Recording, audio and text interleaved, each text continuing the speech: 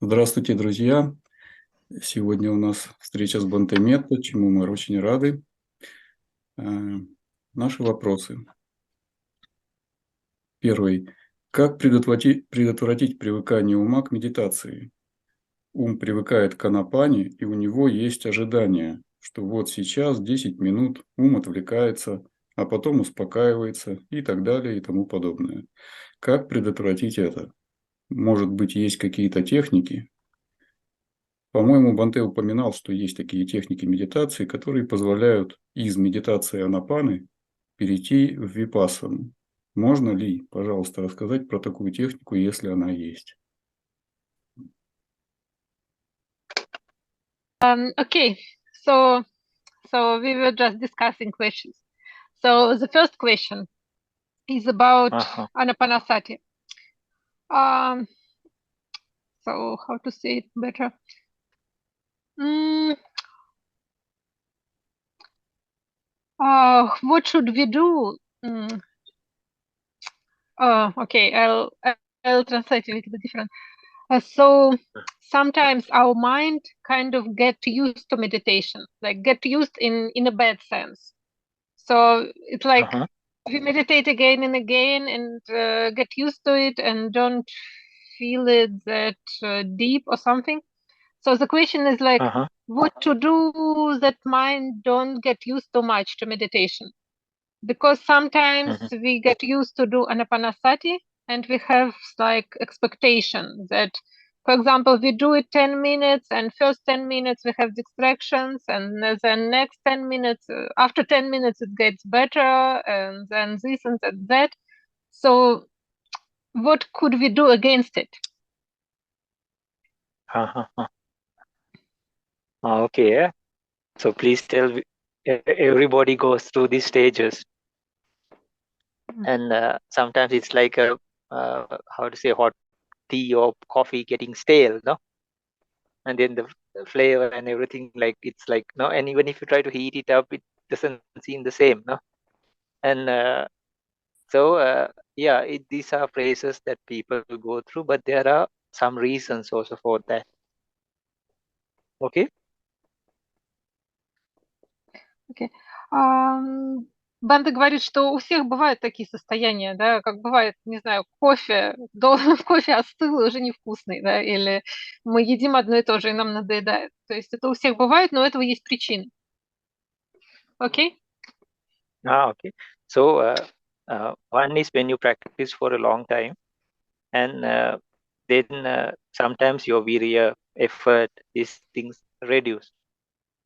And then another thing is we have heard of the results, no, or read about it, or we are here through somebody, and then we are expecting other many things. We can talk about this. So we are expecting those, as this person said, no. So when they don't appear, then also we get disheartened. Or and another reason is after some time it becomes like normalized. It's like a mechanical process. The spark, and it happens no in a workplace or even a profession. First, when you are like you are really thrilled and enthusiastic, no, and then I remember like there was a good lady. She was a nurse, and then some monk or person had asked, no, after all these years, how do you feel about a patient? But this person was a very good person. But this person said, like, it is like a piece of paper in the office. Not that this person is bad, but it had been happening for, she had seen so many people dying and all these things. So, and maybe she went through some difficult situations also. And it was like almost like mechanical process. So we have 3 there, right? Да. Uh-huh. Так что Банта говорит, вот у этого есть причины, и он выделил 3 причины. Во-первых, бывает, что мы просто долго-долго практикуем, и наше усердие, да, вирия, оно ослабевает. Второй вариант – это бывает, что мы узнали о том, какие должны быть результаты практики, да, может быть, мы прочитали или нам кто-то рассказал, и вот мы сидим и ждем, когда они начнут происходить. И когда они не происходят согласно нашим ожиданиям, да, то мы начинаем как-то разочаровываться, и вот тоже такое происходит, что практика становится какой-то тусклой. Ну и бывает, что просто со временем практика тоже становится такой механической, да, мы просто что-то делаем. И он говорит, что это и в работе бывает, что вначале у нас бывает много воодушевлений, мы так делаем от всего сердца, а потом как-то со временем мы перестаем так это чувствовать. И он даже говорит, что, как ни странно, он тоже вспоминает историю про там знакомую медсестру, которая тоже спросили, как она вообще к работе относится после стольких лет, и она говорит, что тоже ей это все немножко приелось. То есть, с одной стороны, понятно, что она там за все время, что она работала, там встречала много там сложностей, да, и всякие там тяжелые вещи, да, с которыми все медработники сталкиваются, там люди умирают и все такое, но в какой-то момент уже это просто становится частью работы, да, ее просто делаешь механически. Окей? There are so many reasons. Maybe we talk about another 3 or 4. So another one is another one is like people. This is one of the biggest reasons. They don't practice. Many reasons coming up. So another one is they don't practice according to a proper technique, and then not only proper technique and no proper direction. That is one. Another one is the continuity is not there. That is two. And then some people expect very quick results. No, I'll tell you the reason also why later. They think like usually we see, and they ask nothing's happening. No, we also at some point we thought this, and they think it's like some soda bottle or something. No, or you take some intoxications and it's like something should happen. So just by we'll talk about that. And then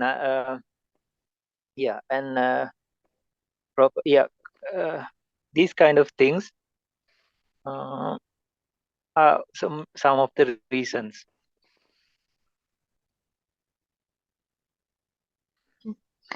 Так что тут очень много может быть причин, если продолжать список. Бывает так, что дело в том, что люди не следуют правильному методу или в их практике нету правильного направления, да, то есть они не понимают, к чему они идут. Бывает, что практика, как сказать, она не продолжительная, они не практикуют достаточно регулярно и постоянно. Да. Бывает, что люди ожидают слишком больших результатов. Да. Кажется, что они практикуют, они ждут, что что-то необычайное должно произойти, как будто они приняли что-то. Вот, и этого не происходит. И из-за этого тоже практика начинает как-то затухать, скажем так. Okay. And just maybe two more. So another reason is like we have this ideology, we think according to our thing and what we have heard and all, because talking about something, writing about something, it's totally different from practicality. No, it's like riding a bicycle. No, you can say you have to get onto the bicycle, you have to hold on to the handles, you have to turn it left and right, keep your balance, but you cannot exactly say like, okay, this time you go 2 inches and turn to the left, 1 inch and turn to the right. No, there is, but when you're practicing, it's a whole new different thing. And we can talk for like hours and hours or write books about it, many things, but in practically it's more simpler. And then sometimes we have this frame, and we think it should be like this, and we are trying to stuff the meditation according to that, inside that frame, but that is not the truth. And another big point is some very good teachers also say we have a way. I also did the same mistakes, that's why I'm telling you. So we compare our morning meditation with the evening meditation, or all comparisons, yesterday meditation with today, this tradition, that tradition, all these things. And then what happens is when you compare, next step, I had to listen to this before I sat for meditation at some point. I recorded this from a talk and then I put it. I used to listen to it because I used to do the same thing. And you, how to say, you start judging. You start judging it. No, oh, this was good. This was so. I have met, and for me also, I had done this also. And some people, like, they wait for the same experience even for 20 years. One experience they are waiting for 20 years even. So I didn't wait for 20 years, luckily. But some people do. And the worst part is you start trying to control it. You start try to control your breath. You start trying to control your mind. Some people try to stop the breath. Some people try to stop even the thoughts. Okay? Да, так что, если продолжать причины, бывает, что у нас есть какая-то идея очень, мы к ней очень привязаны. И дело в том, что одно дело, когда мы там читаем о практике, да, или мы рассуждаем даже сами о практике, говорим и пишем о ней, это не то же самое, что по-настоящему ей заниматься. Да? Как мы можем долго и подробно объяснять, как ездить на велосипеде, например, да? Что надо крутить педали, надо держать равновесие, там, когда хочешь повернуть сюда, надо туда наклониться, да, и так далее. Но все равно это не то же самое, что сесть и поехать. Да? И когда нам надо сесть и поехать, нам там по-другому это работает, а не в том, что мы должны вот это все вспомнить, да, и как-то запоминать. Вот, и из-за этого бывает, что мы очень сильно пытаемся, что у нас возникает вот это какая-то очень жесткие рамки, мы в эти рамки пытаемся как бы запихнуть то, что происходит в нашей практике, да, и, соответственно, это не очень работает. Другая такая проблема, которая тоже бывает, это что мы начинаем очень сильно все сравнивать, да, какая медитация была утром, какая она была вечером, какая она была вчера, какая она была сегодня, или там этот метод, тот метод. И опять же мы начинаем ждать, что какой-то опыт повторится, да, например, мы что-то испытали и хотим, чтобы оно опять случилось так же. И бывает, что люди годами это ждут, там, ну, как у Бханте говорит, что и 20 лет можно ждать, чтобы что-то мы ощутили, да, какие-то ощущения в практике произошли. И, в общем, все это мешает, и все это приводит к тому, что человек очень пытается все это, во-первых, вот, да, не осуждает, оценивает слишком строго и пытается все контролировать, да, пытается контролировать свой ум, чтобы он не отвлекался, пытается, не знаю, задерживать дыхание, пытается остановить мысли. В общем, все это тоже приводит к проблемам. Окей? Okay. So let's try to find some solutions, or discuss some solutions. So number one is find a proper technique.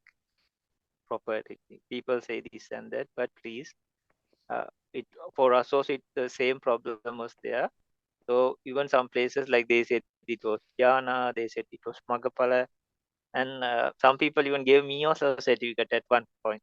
But I was a lay person at that time, and we were trying hard and all this. But then later you understand that it is not true, and all your time, effort. One thing at least you know, and you can tell, like, now, that was not the proper method, no? But the thing is, like, it's a waste of time, no? It's our energy, our life, right? So please do some research and find a proper method. Number one. Okay, we'll come one by one. Но какое же решение, да, что тут можно сделать? И, во-первых, начать стоит с того, чтобы найти правильный метод, да, потому что люди говорят по-разному, конечно, каждый хвалит свой метод и говорит, что вот тут они достигают там и джан, и путей, и плодов, и всего чего угодно. И действительно бывает, что мы поверили, да, мы начинаем практиковать, начинаем следовать, и со всеми это бывает, и Бханте, что и с ним это такое было. Но потом через какое-то время ты понимаешь, что нет, да, что это не работает, или что на самом деле не происходит то, чего нам обещали. И, соответственно, проблема в том, что мы, с одной стороны, да, нам нужно как-то это все изучить, но главное не тратить время впустую, да, потому что если мы слишком много потратим времени на те методы, которые не работают, то мы потеряем свое время и силы. So please tell, because if we don't have a proper method, please tell, like, I'm not telling this method is right, that method is wrong, or any labels. I'm not trying to stick up any label, or not trying to like convert anybody to anything. So please tell, because yeah, there are people, and we used to practice. Like, for example, you do mental exercises, no? People do mental exercises, no? But the problem is that will bring some momentary mindfulness, some kind of comfort also. But the thing is, like, the legit meditation objects or the techniques, those other practices sorry, practices cannot take us that far. For example, anapana, in a worldly sense of concentration, it can take you even up to 4th jhana, right? But if I'm taking the pencil as my object, yeah, I can focus on that, right? Yeah. And then, yeah, I'll be stable at that point, and we do know body reflections, or we can use one object, and people do even candlelight or something, no? People do this, right? Or even your physical, how to say, movements. Or some people, they put a mental noting, and they look at the thoughts, or uh, yeah, and some people call it vipassanas. We also used to do before, but the thing is that doesn't take a person very far. Okay, so the legit methods, that's why people like the Buddha, he specially told some subjects in meditation. So concentration, you can try these things. For vipassana, this is how it's done. He explained it very well, because the other things, yeah, it can bring some temporary solution for something, or it can suppress some emotions or some problem we are facing, but it doesn't take that distance for us to go to the next stage, or what we are seeking.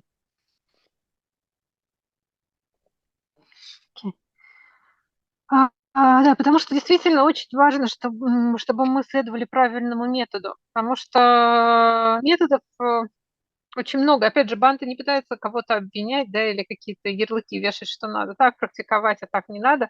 Но просто, допустим, человек делает какие-то упражнения, да, какие-то ментальные практики, упражнения, которые, в принципе, да, что-то ему в чем-то помогают, да, он ощущает, может быть, меньше каких-то проблем становится, какая-то осознанность хотя бы временная появляется, да, какой-то комфорт в жизни, но эти практики не могут привести к более глубоким результатам. Да? То есть, вот, например, если мы практикуем, если мы используем дыхание в качестве объекта для самадхи, то мы можем достичь 4-й джаны. Да? Но можно и карандаш использовать в качестве объекта, или можно использовать там пламя свечи, да, или наше движение. Да? Например, некоторые методы предлагают отмечать мысли, то есть как проговаривать про себя, да, как ментальные отметки делать, когда там, такая мысль, другая мысль.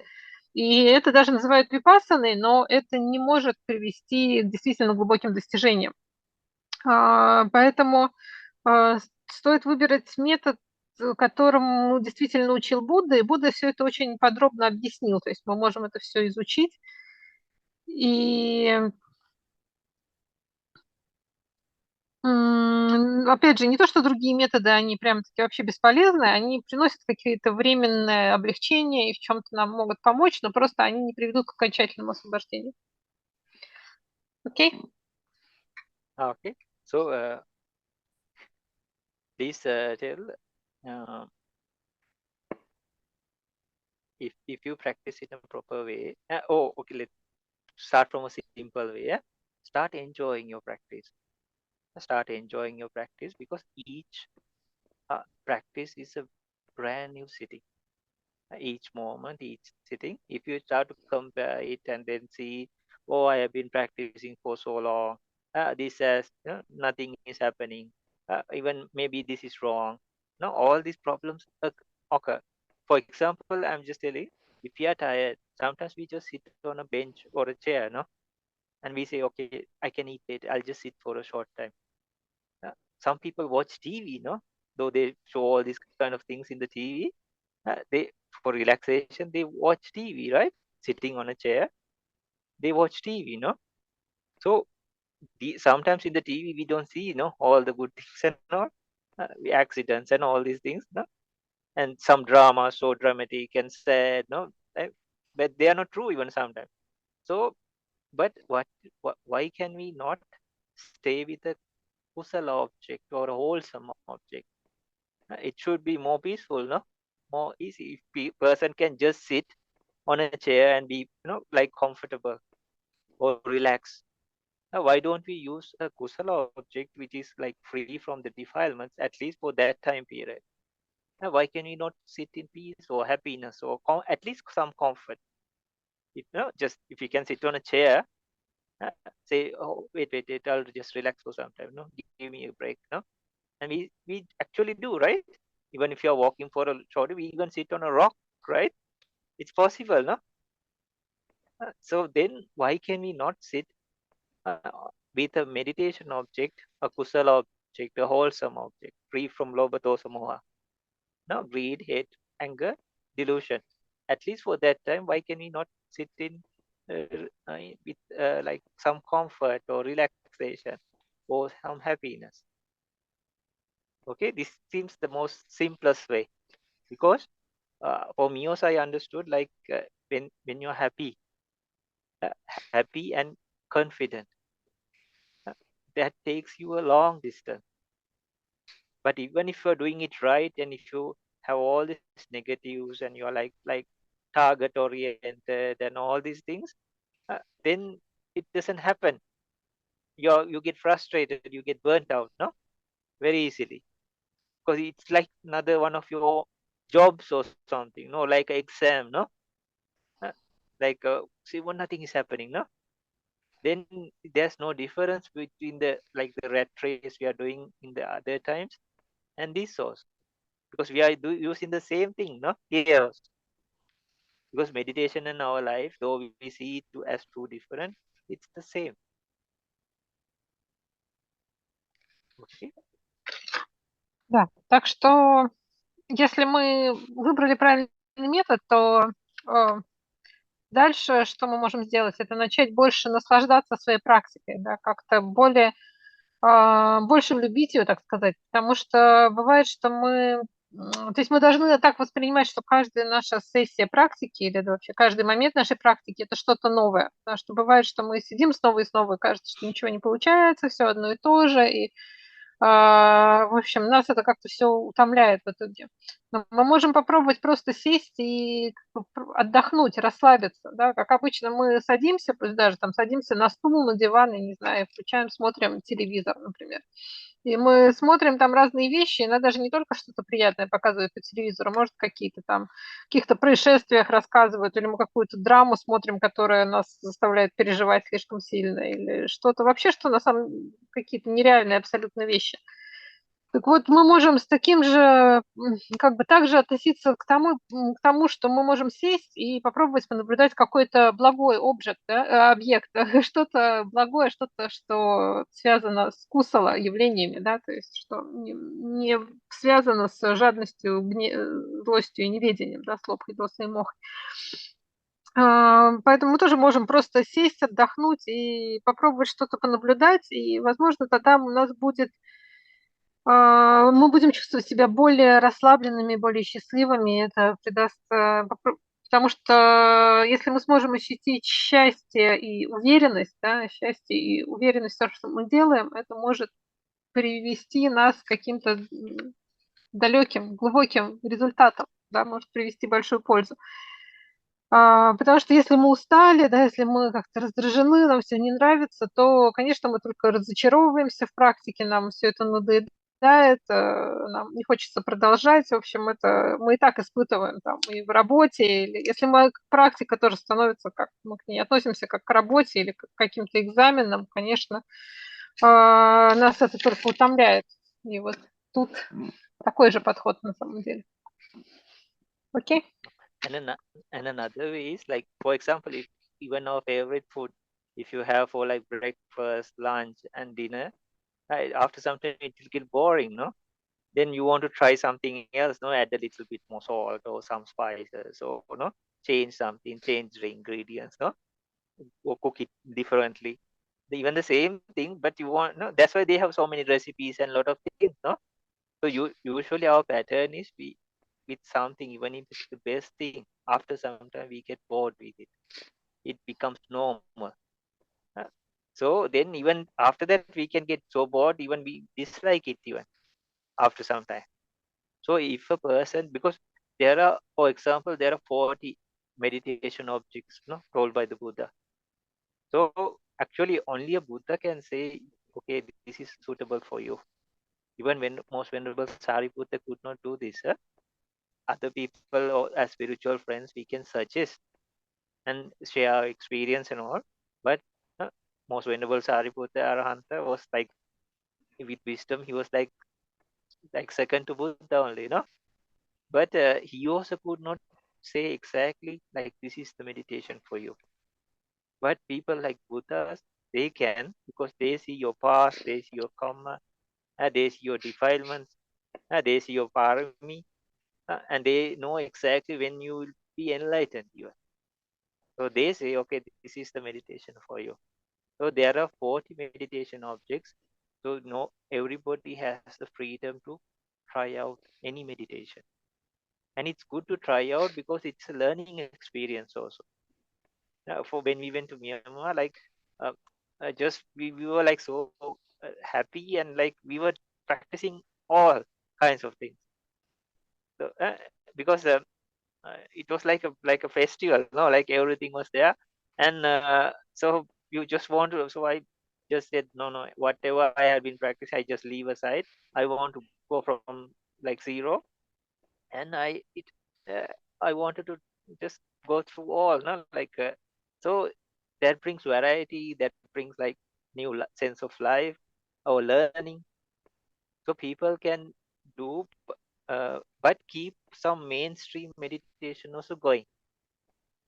In the side, you can use another meditation also to keep things like a learning experience or variety wise or refresh things. Okay.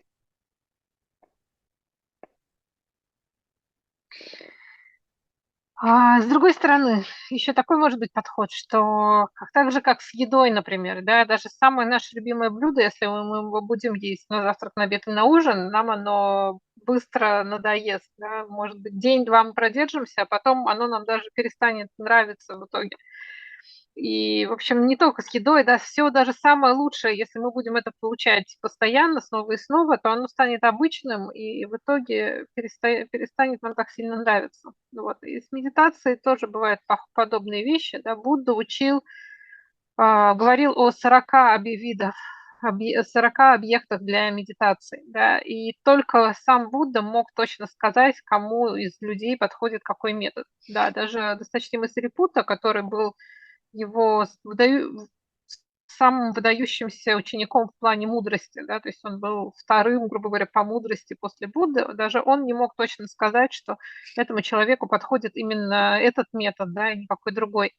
Поэтому, поскольку мы сами даже точно не можем это знать, да, понятно, что учителя, там наши благие друзья могут нам что-то посоветовать, но в итоге мы свободны пробовать разные методы, да, потому что только Будда мог видеть, что вот такая наша прошлая карма, такие у нас загрязнения, такие у нас там парамиты, и что мы можем там тогда-то, тогда-то достичь пробуждения. В остальном сейчас нам, в общем, никто не может это все так точно сказать, поэтому мы можем попробовать разные методы, и тогда, может быть, мы будем чувствовать себя более свободно, более легко, то есть будет ощущение такого разнообразия, и мы можем пробовать разные методы, да, как бы если начинать с нуля снова и снова, то есть пробовать не только что-то одно, но все-таки Бханте говорит, лучше, чтобы у нас была какой-то основной метод, да, которому мы больше всего внимания уделяем, но кроме этого мы можем вот использовать какие-то дополнительные методы, чтобы было больше разнообразия и такой какой-то гибкости в нашей практике. Окей? And another thing is see how many years we have been practicing meditation. and how many years we did not practice meditation. Put it in a scale and see. And within the day of 24 hours also, please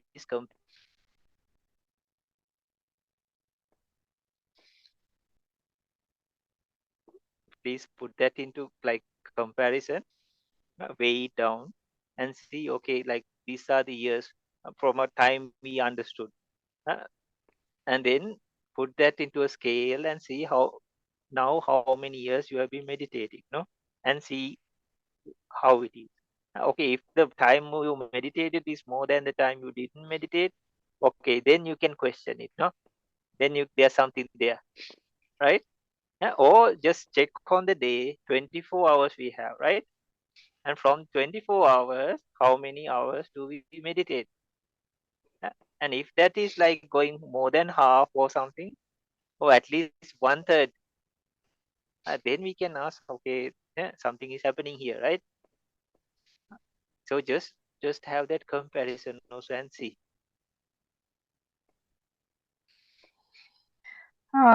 Что еще мы можем посмотреть? Мы можем попробовать сравнить, сколько по времени мы вообще, например, за свою жизнь, да, сколько лет мы практикуем, а сколько лет мы не практиковали.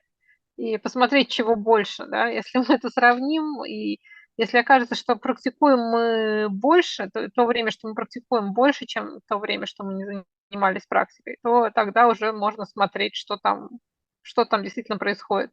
Да, или даже в течение дня мы тоже можем сравнить, сколько времени в день мы практикуем. Если это хотя бы, пусть даже не половина, но хотя бы 1/3 времени, да, мы практикуем, то уже тогда можно смотреть, что там, что и как с нашей практикой. Окей? Okay. And then another thing is, please say,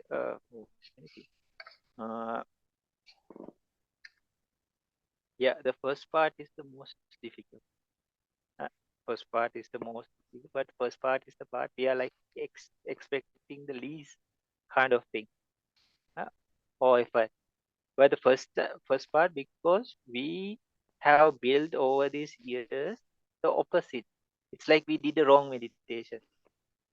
So all the 5 hindrances, all are like so easily charged up, because they also have to be kept up, every moment. It's like a bicycle wheel. A bicycle wheel, it can turn into 2 directions only, right? If you fix it and turn the bicycle upside down and rotate it. So from small days, we didn't have all this 5, maybe some type, but not so much like now, no? So because a baby can look into something for some time, no? They stay focused, right? And they don't have so much things like in our minds now, right? So later, what happened was then the bicycle wheel started rotating in one direction. Now, from our eyes, ears, nose, body, tongue, and every place we are rotating the wheel, and it seems automatic, but we are always rotating to that direction. It is so fast. And hello, can you hear me? Okay. So I thought sound is stuck here. So then what happens is, if you want to turn the wheel to the opposite side, definitely, if the wheel is going like crazy towards one side, rotating very fast, if you put your hand on it, can break your fingers, right? And if you wish, please do to the other side, no, right? It go now, because we are turning it just one touch, because now, soon as it starts rotating to one side, just one touch will keep the flow. So we are doing it 24/7, 365, with all our eyes, ears, nose, body, even if nothing happens, even in our sleep, even with our minds. So the wheel is going like 60, 70 miles per hour in one direction, or even faster, So if you want to stop it, you have to put a more bigger force to stop it, grab hold onto it, right? There are only 2 directions, but definitely, because it's rotating fast, you have to first stop it. Then, just like when we were small children, we have to start rotating it to the opposite direction. Then later, when it starts rotating, then you just have to go touch and go, touch and go, touch and go. Then the mindfulness of the eyes, ears, body, nose, the five senses, the meditation, even your actions, walking meditation, even when you eat something, it gives a touch, touch, touch, touch. No, yoniso manasikara, no? It is turned into the opposite side. So people like Arahanta, they say they don't need even touch and go, no? It's rotating automatically, or cause and effect. But this is the case. And when we expect like, so this is the part we have to actually put the maximum effort in a way. Because we have been turning, that's why even a Buddha cannot reverse this process for us. Arahanta or a Buddha cannot go and rotate the wheel for you. Even if they do, next moment we'll start rotating to the opposite side. Even if they try to use all their power and try to rotate it or do, next moment, very next moment, we'll be rotating to the opposite side. So we are the ones who started rotating it even in this life. So now we have to use a bigger force when we understood it and then turn it to the other side. Okay? Just to how to say, summarize this, you don't have to say everything. Yeah, it's okay. И другая, что, на что еще можно обратить внимание, что в начале, да, то, что мы делаем в самом начале, это самая такая сложная часть, нам приходится прилагать больше всего усилия, и тут сложнее всего как-то ожидать каких-то больших результатов, потому что еще дело в том, что мы в течение всей нашей жизни, наших даже прошлых жизней, мы очень много как бы потакали своему уму, и можно сказать, что мы как будто практиковали неправильно, да, мы тренировали совсем не то, что следовало бы тренировать, вот эти все загрязнения, там 5 препятствий, они все время возникали в нашем уме, что они очень сильно как бы набрали силу, они автоматически фактически у нас возникали. Это можно представить, как если бы как если на велосипеде, да, если мы вот крутим педали в одну сторону все время, и он уже едет очень быстро крутятся, да, колеса, то даже чтобы их просто остановить, это сложно сделать. Если мы туда руку положим, то,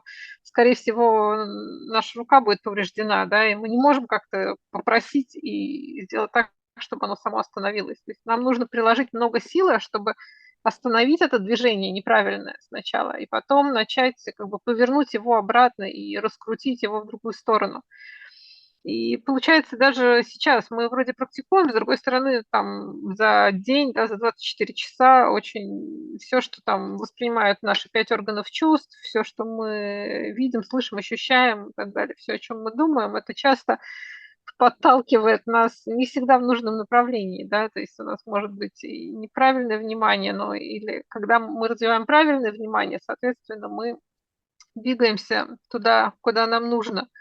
И, в общем, из-за того, что мы не привыкли, да, к практике, к этому верному направлению, то нам требуется много усилий. И никто не может за нас решить эту проблему, да, никто не может за нас остановить это вращение и направить его в другую сторону, да, даже Будда или пробужденные ученики, даже если они это сделают в какой-то момент, то как только они отпустят, да, в следующий момент все начнет вращаться обратно, куда мы привыкли. Поэтому нам самим нужно снова и снова стараться, и вначале это всегда трудно.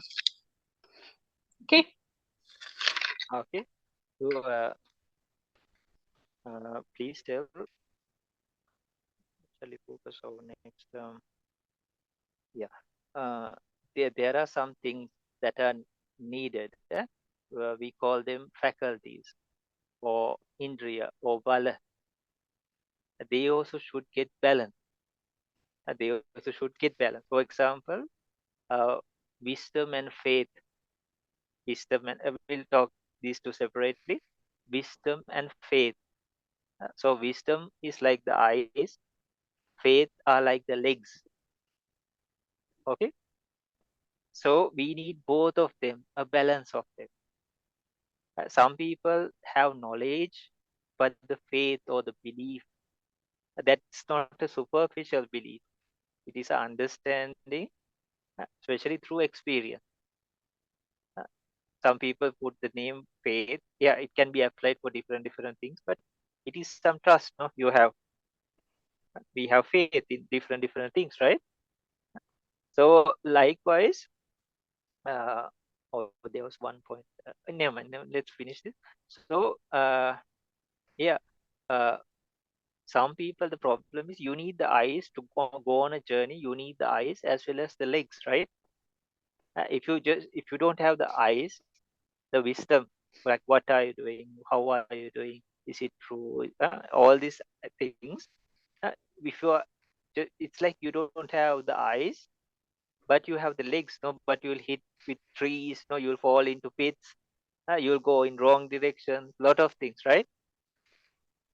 But the opposite side, if you just have the eyes and no legs, that is also a problem, because that person goes nowhere. They will have all the theories, they say like they'll talk logically, no, and this is this, that is that, they'll talk for hours even, and the worst part, they can become very cunning. The all this knowledge, they can use, and they use it in a bad way also sometimes. So there should be a balance of those two faculties also. Indriya. Еще на что стоит обратить внимание, что наши способности, да, индрия или силы бала должны быть в равновесии. Вот первая пара, которая должна быть в равновесии, это мудрость и вера, да, то есть здесь мудрость похожа на глаза, можно сравнить ее с глазами, а веру сравнить с ногами.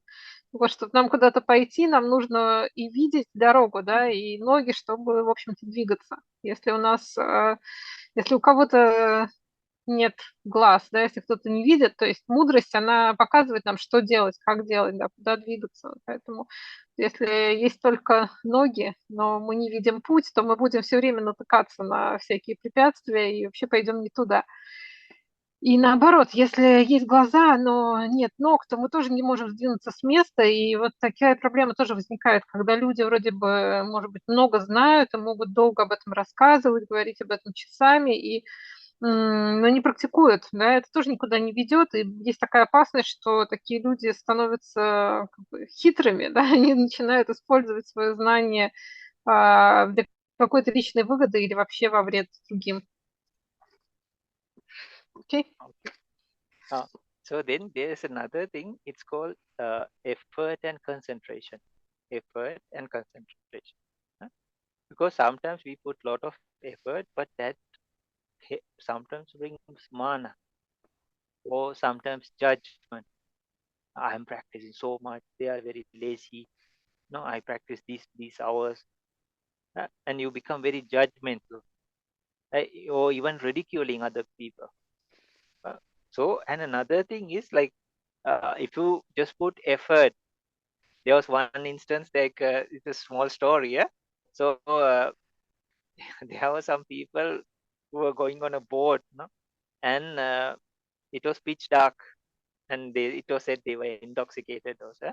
But anyhow, they wanted to go from one destination to another, but that night was like pitch dark, no. So I don't know what they took or they drank or anything, but anyhow they said, okay, by morning we go to that destination, no. But now it was like pitch dark, so they got onto the boat and everybody started rowing the boat, no? So some people are we there yet? Are we there yet? Shut up and row, no? Like, let's go. In the morning we'll be there, no? And everybody was like rowing the boat, going. But in the morning now, slowly, like the dawn came, no? And so maybe their intoxications also was going down, no? And then when they looked, everything seemed familiar, no? Looked like the same. Then they were like, what in the world? We were like rowing this boat for like all night, no? Even without talking about it, no? We were like really like into it, right? But somebody had forgotten to remove the rope. So they had been just rowing it all night, and they were in the same place. So even effort should be well guided, well planned. Then little effort can bring to the destiny. We don't want to call it like achievements or goals or anything.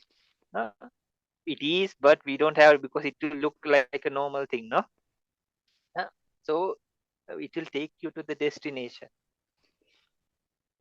And the other part, the concentration, because it's not just samatha, or visuddhi magga, not on like that.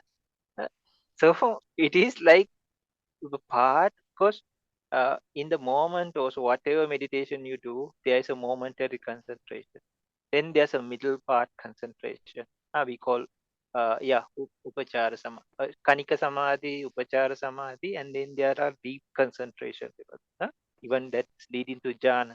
Not only that, there are concentration when you practice rupa kammatthana.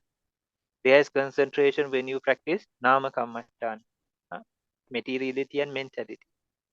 Not only that, in vipassana also there's deep concentration that is even more powerful and stronger than the samatha concentration.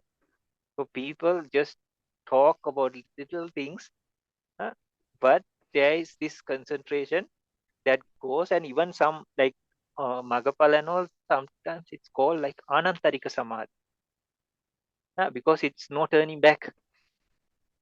Like Sotapanna Pala, Sakadagami Pala, Anagami Pala, Arhanta Pala, these kind of situations, they call it like Anantarika Samadhi. So the concentration is also needed.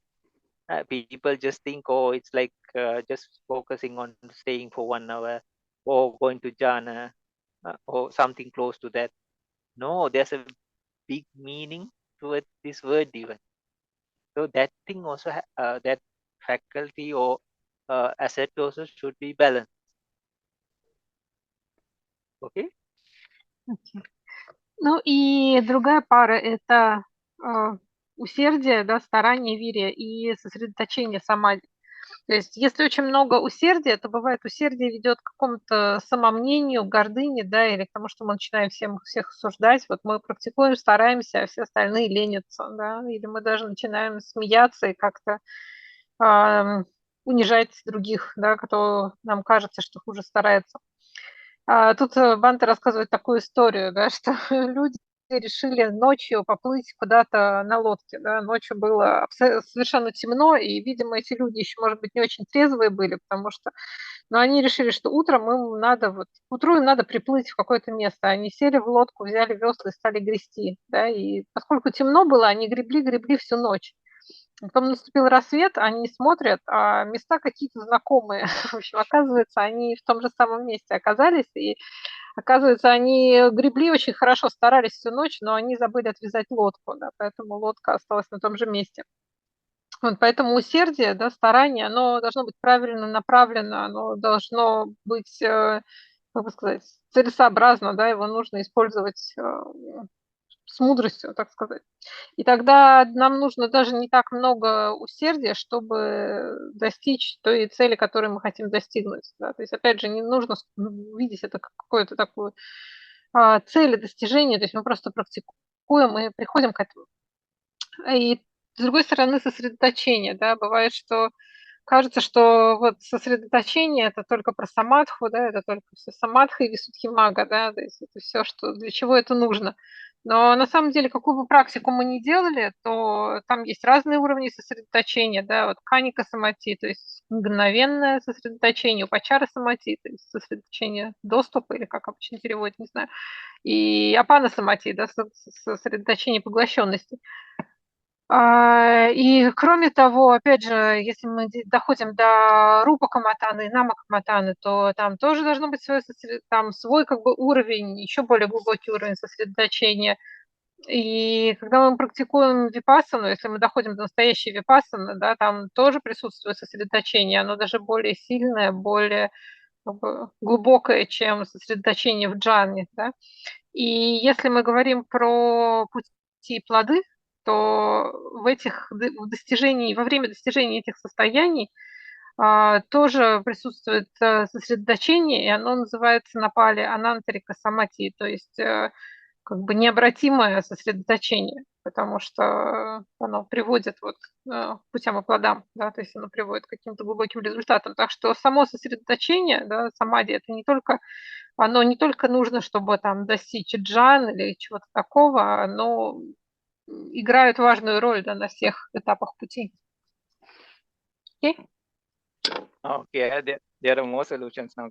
So another simple solution, we'll go to the biggest one in the final one. So one is like, think this is one of the most special things you can do. From the whole wide world, there are from millions of people, right? And if you count like Deva, and if you know about these and all, there are like more than the human beings, there are like billions and billions of or trillions of Deva, right?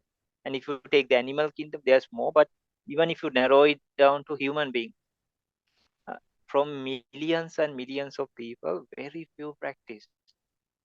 Maybe they're world leaders or something, but they also either they don't have time to practice, they are thinking all these other things, or they don't have time, or they don't do this kind of thing, no? Even if they're a world leader. So of all people, we are doing a very, very special thing. So if you can take that into account and make it a very auspicious moment, meditation, not just like, oh, we sit like and like sitting and then doing some mechanical thing, no? Okay, just sitting on the seat and then doing the wheel and then again getting up and going. Make it very auspicious thing, a special thing. You see, some traditions, even the tea, they make it very special, right? It's a tea, right? You can just put the tea and drink it and run, right? But they make it like a ceremony, no? But not that we have to make this a ceremony, but you can do something that makes it more pleasant, more nice, and you can see the value of it, right? I just think this is good because we take virtue and from millions and millions of people, maybe some people like you see all these things happening. No, some people taking bribes, no, some people are doing all these things, bad things, even in the world, stealing, no, all these things that are happening around you, but you are very in a very innocent way, but you are doing one of the biggest things, no. And if you consider, or if you believe, like we are trying to do something like very special, people ask us to do. Now, for example, like the Buddha, no, these are not ordinary people, no. So, or the Arahanta, you don't have to be a Buddhist or anything. I'm just telling. So these were people who were pure, no, or saints or rishis or anything doesn't matter. They were more pure than the more normal people, no, normal or putujana. Or so we are trying to do something that is so special and unique, of millions and millions. But this million is a very small amount. In this universe, there are another three sections, and there are parallel universes that countless in 4 directions. So the amount, if you try to count, millions won't be enough of humankind, humans only. Yeah. So within this range, what we know, this is like 1/4 even of our universe. Uh, Even the Deva, they do so much things to get to Brahmas. They are in a kind of like a mental meditative state, but they are still with mana and all these things. But Deva, definitely, they go and play around, and sometimes they like really destroy it for themselves. There are a lot of jealousy there, and yeah, there are like there are even wars there. Brahmas, no, there are fights going on. In many traditions also they show this, but in Buddhism also they show this. They always say like Asura war. So yeah, they fight with each other. They are jealous. They burn themselves with jealousy, and some like they forget to eat even. They are like so insensual, not like in the human way. Uh, but they are so caught up in the sensual way things, uh, and they forget to eat. It seems they are food, and they wither and they pass away very quickly, and then you don't know where you'll end up even. So of all those things that are animal kingdom and all, surely, right? And with all, so we are actually doing a very valuable thing, and that is not harmful for anybody. And this doesn't cost you a cent, right? Usually you can just sit, no? Okay, dana and all, we need a lot of effort, right? And sometimes you cannot give 24/7 dana, no? If possible, fine, no? But you cannot. You have to have something, right? You at least make the effort, or go there, find people, no? Even helping the how to say homeless people or anything, you have to go and give, no? And you should have something. But here, even if you are the most poorest person in the world, you can just sit, even on the floor, and do, right? You have your breath, you have your body, you can still practice, right? So just think of these benefits. Some people cannot even sit. They are in the hospital, or they are elderly. So we can like make it a very special occasion. We also used to do, because we also had the same thing. So I remember I made a Buddha shrine with like thrown away discarded fruit boxes. They were plastic. I cleaned them very well and then put like a robe on top of that. Then I found some glass pieces that were scattered in that monastery. I got permission and I got that. Then I found like a bulb, a string of bulbs also. Then I slowly it was like evolving. Then when I looked at it, then I did like offerings of some little tea, lighting a candle. Then that made it. It was very simple.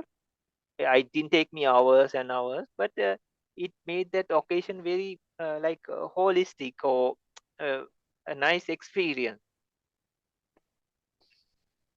Okay.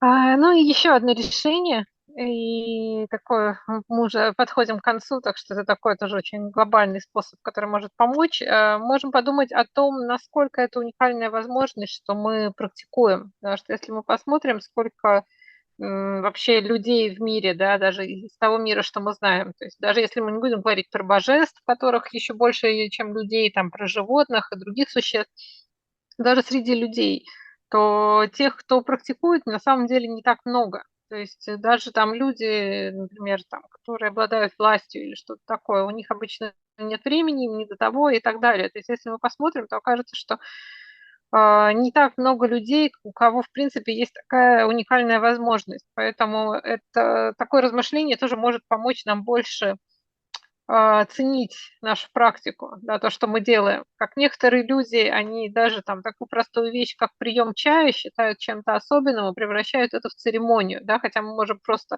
заварить, бросить, да, заварку, кипяток залить и пить уже, но можно из этого сделать что-то особое, да, какое-то что-то важное и красивое. Так вот то же самое также мы можем относиться к своей практике и попробовать сделать ее чем-то более таким замечательным, да, чем-то более выдающимся. Опять же, как некоторые люди вообще делают много разных, совершают много разных там плохих каких-то поступков, там вредят кому-то и так далее. Мы можем почувствовать, что хотя бы этого мы не делаем, да, и в этом уже большие наши заслуги, потому что мы следуем пути, по которому практиковали Будда, да, практиковали архаты, пробужденные существа. Как угодно их можно назвать, да, даже если вы не буддист, то вы можете признать, что есть существа, у которых ум более чист, чем наш, да, какие-то святые люди, и, в общем, мы, которые отличаются от патуджана, да, от обывателей, к которым мы пока относимся, и, соответственно, мы можем следовать их пути. И не так много существ, у которых есть такая возможность, да, если мы говорим, что мы там живем на одном из великих материков, да, одном из 4 континентов, да, 4 великих материков. Из этих 4 состоит наша Вселенная, да, и кроме этой Вселенной есть еще множество других вселенных, и там еще больше существ, то из них мало кто действительно обладает этой возможностью, да, или если взять божеств, да, в мире божеств у них такое счастливое существование, они так увлечены всякими развлечениями, там, и не только развлечениями, у них там и много зависти, у них там и войны бывают, да, с асурами. Там в некоторых традициях там это подробно описано, и даже в буддийской традиции это упоминается, что божества, в общем, тратят время на всякую ерунду. И иногда некоторые божества, например, так увлекаются чувственными удовольствиями, что забывают есть и умирают от этого, да, от того, что они не принимают пищу. Вот, поэтому и неизвестно, где они потом воплотятся, поэтому нам в этом плане больше повезло, чем им. Да, мы не причиняем никому вреда, нам не нужно платить деньги за то, что мы медитируем. Да, мы не можем постоянно что-то кому-то давать, делать какие-то подношения. То есть, конечно, это тоже хорошо, и если есть такая возможность, мы можем там проявлять щедрость, помогать бедным, помогать тем, кому нужна наша помощь, но даже самый бедный человек, у которого ничего нет, может сесть и наблюдать дыхание, да, или даже если человек сесть не может, если он болеет или если он слишком пожилой, то он и лежа может наблюдать там что-то, использовать какой-то метод. Поэтому вот можно попробовать почувствовать, изменить свое отношение к практике как к чему-то более замечательному, да, более выдающемуся. Как Бханте рассказывает, что он как-то сделал алтарь из старых ящиков, там, пластмассовых, он для фруктов или для чего-то, в общем, он нашел ящики, собрал из них алтарь, украсил его там тоже тем, что нашел, и делал там какие-то подношения. В общем, мы можем как-то, в общем, найти что-то, что сделает нашу практику более значимой, да, для нас самих. Окей? Okay, Окей, so Бханте. just three more things, eh? Three more things, eh? So just see like why some things in our life also we do every day. For example, like brushing our teeth, but it's not something like very fascinating, but still we do, right? It's become like something, and then we continue to do it also, no? And then some things like we do day on and day and night, or some things like some are very simple, but still we do it, no, continuously. And what drives us to do that, right? And some even like going to the job, no, and for example, if it's a mother, no, like she carries a baby for like 9 months, right? Not a simple thing, no. She doesn't just discard the baby after some time. I had enough, no, I'm bored with it, no. But she still carries on, right? And even a father or a parent or anybody, even if they're sick, they go for work, no? Yeah, it's for survival, it's for work, it's for no? The food and everything, but still they do it, no? So just see like if these difficult tasks, if they can do it continuously, why just cannot we just take a meditation object and just sit? See, this should be better, right?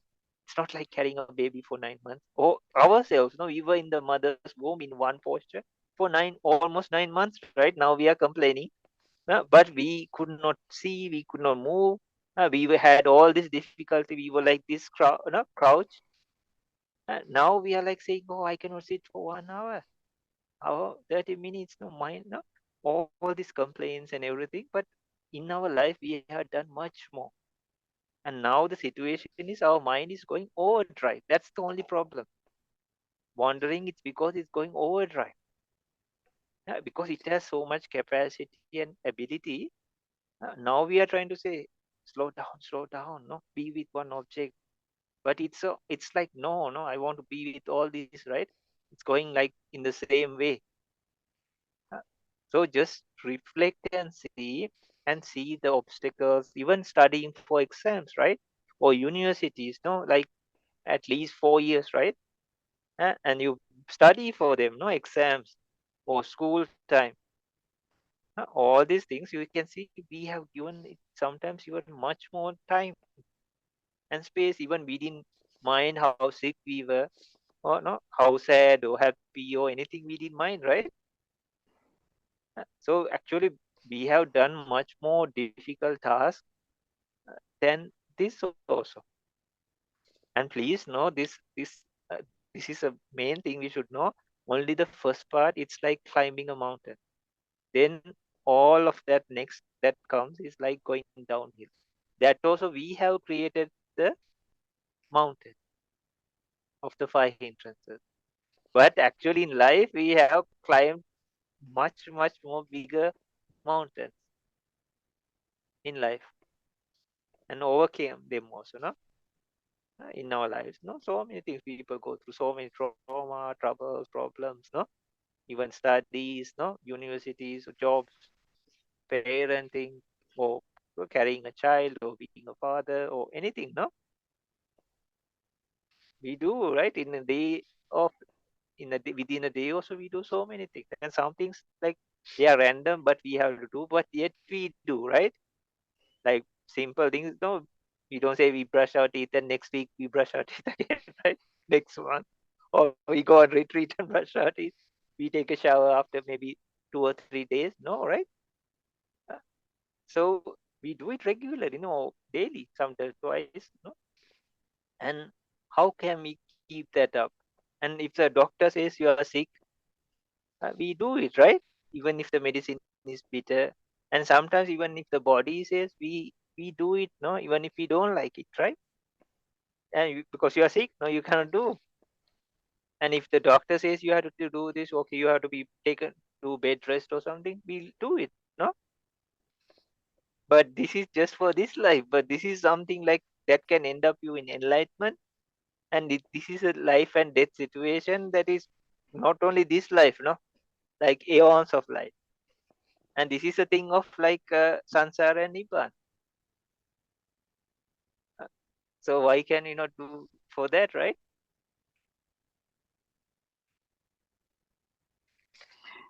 Еще что мы можем, о чем можем поразмышлять, это о том, что некоторые вещи мы делаем, да, несмотря ни на что, да, например, да, мы чистим зубы, да, каждый день.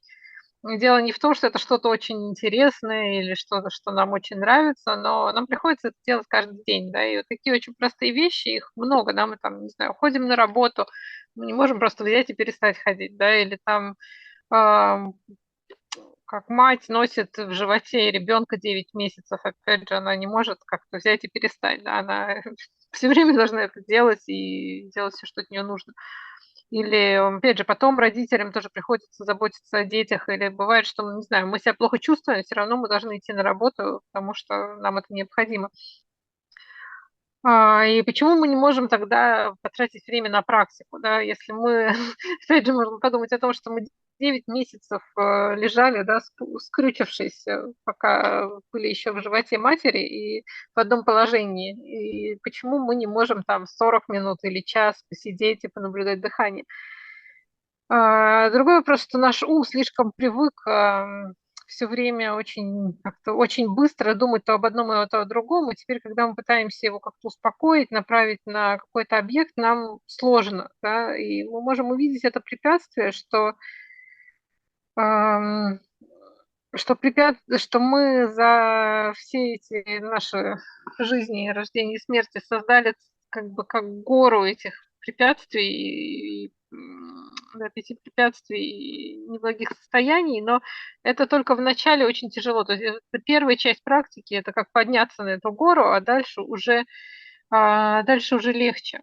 Поэтому есть много дел, которым мы все время уделяем внимание. Да, если там наша работа или когда мы учились, да, что, опять же, учиться, нам надо было сдавать экзамены, нам нужно было там сколько-то лет ходить в школу, потом сколько-то лет ходить в университет. В общем, это тоже такое, мы много-много на это тратим времени и сил. Да, если у нас там есть семья, мы должны о ней заботиться и так далее. И все это мы делаем, опять же, не потому, что нам это нравится, да, или мы не можем там, скажем, зубы чистить, нам приходится каждый день, да, там, или мыться там, но каждый день или через день, но все равно регулярно мы не можем это поделать иногда, а потом вдруг перестать, да, на какое-то время, скажем, у нас ретрит, мы не будем чистить зубы, так не работает. Вот, или если врач сказал нам принимать лекарство, даже если оно горькое или там нам не нравится, мы все равно его будем принимать, если мы хотим выздороветь. Вот, и это только касается дел, которые могут нам помочь в этой жизни. Когда мы говорим по практике, то практика может принести нам пользу, то есть она может там, избавить нас от страданий не только в этой жизни, но в множестве и множестве последующих жизней. Поэтому мы можем попробовать, да, посмотреть на нее вот в плане, да, сансары, ниббаны, и тогда, возможно, у нас будет больше мотивации. Окей? Okay, just two more. So please tell, I'll keep this short. So one thing is, when we practice more, the results start coming to you quicker. That is the secret. When we are just hanging around and all, what happens is it becomes further and further and further. If we put a little bit more, it's like we travel from one destination to the other. One person could be sleeping, no?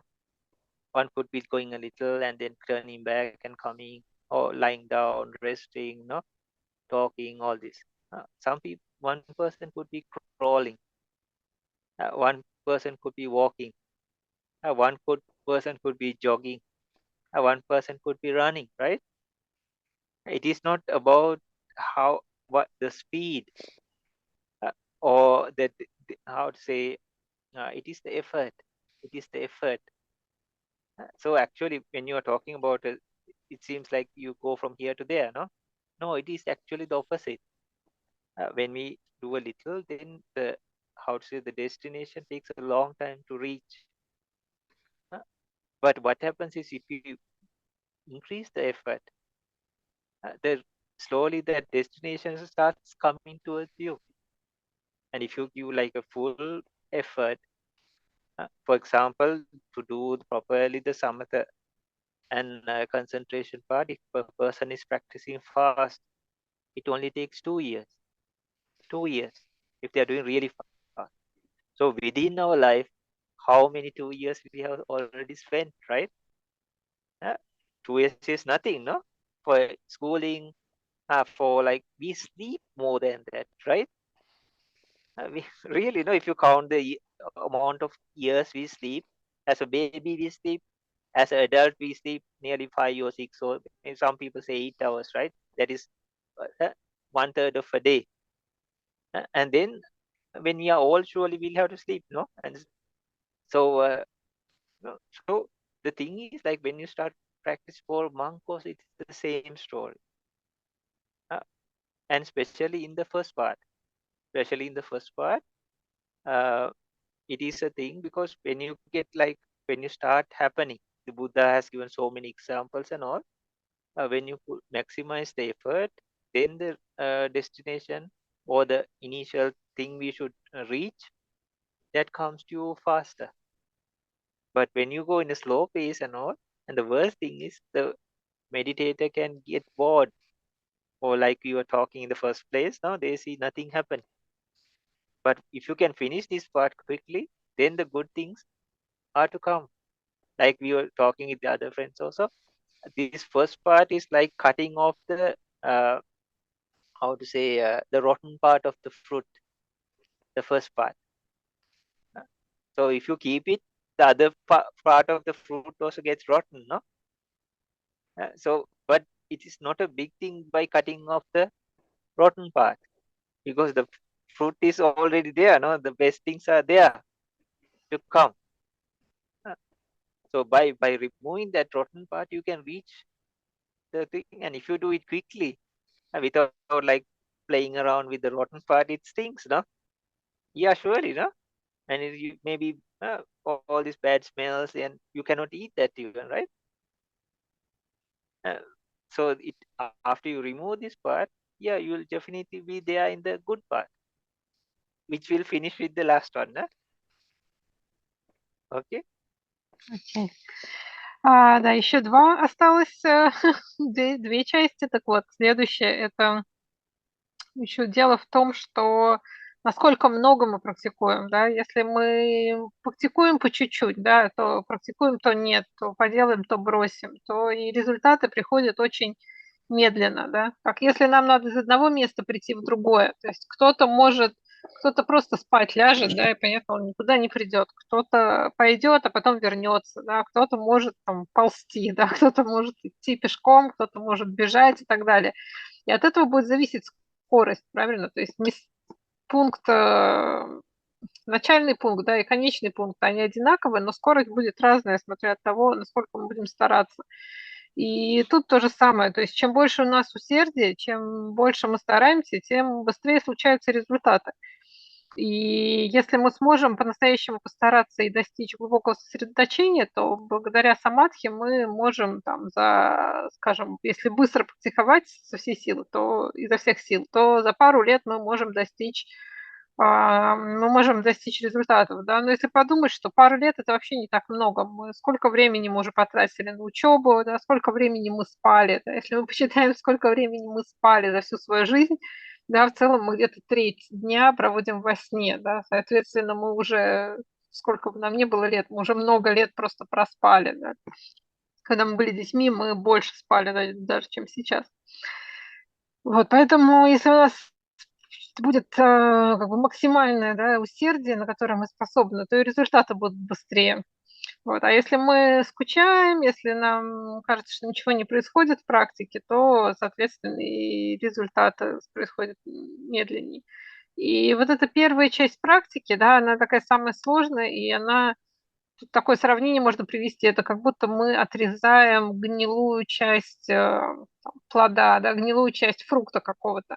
То есть если там с одной стороны что-то гнилое есть, то нам не хочется есть этот фрукт, и кажется, что он испортился, и запах неприятный, и все такое. То есть вместо того, чтобы оставаться с ней, если мы можем ее отрезать, то остальное мы вполне себе сможем съесть, то остальное, оно вполне пригодно. Вот, поэтому вот эта первая часть, то есть избавиться от достичь сосредоточения, да, избавиться от 5 препятствий, она так важна. Окей? Okay, the final one. So please tell, people expect like suddenly like fireworks, no? Like everything now in modern days, like they want fast food, no? They want fast communication, fast cars, no? Everything is fast, but they crash, right? Very fast. Likewise, meditation also people think, oh, soon as you sit, you get this, wow, no? I feel so happy, so wonderful. Even if you take intoxication or psychedelics, you can have mushrooms, you can do anything, but that is also temporary. And the problem is you have to rely on that, and not only that, you can hallucinate, and the dosage of those things also increase, no? You need the next level, no? But here, what we are trying to do, we are working with the mind. So there is a process that happens. For example, in the first stage, that's why getting to know this and all, and know what you're exactly doing is very helpful. Not just sitting like, so meditation is not just sitting also. Like when Achancha and all used to say, like if meditation was sitting, the ducks would be better meditated, no? Or chickens would be better meditated because they at least lay an egg, right?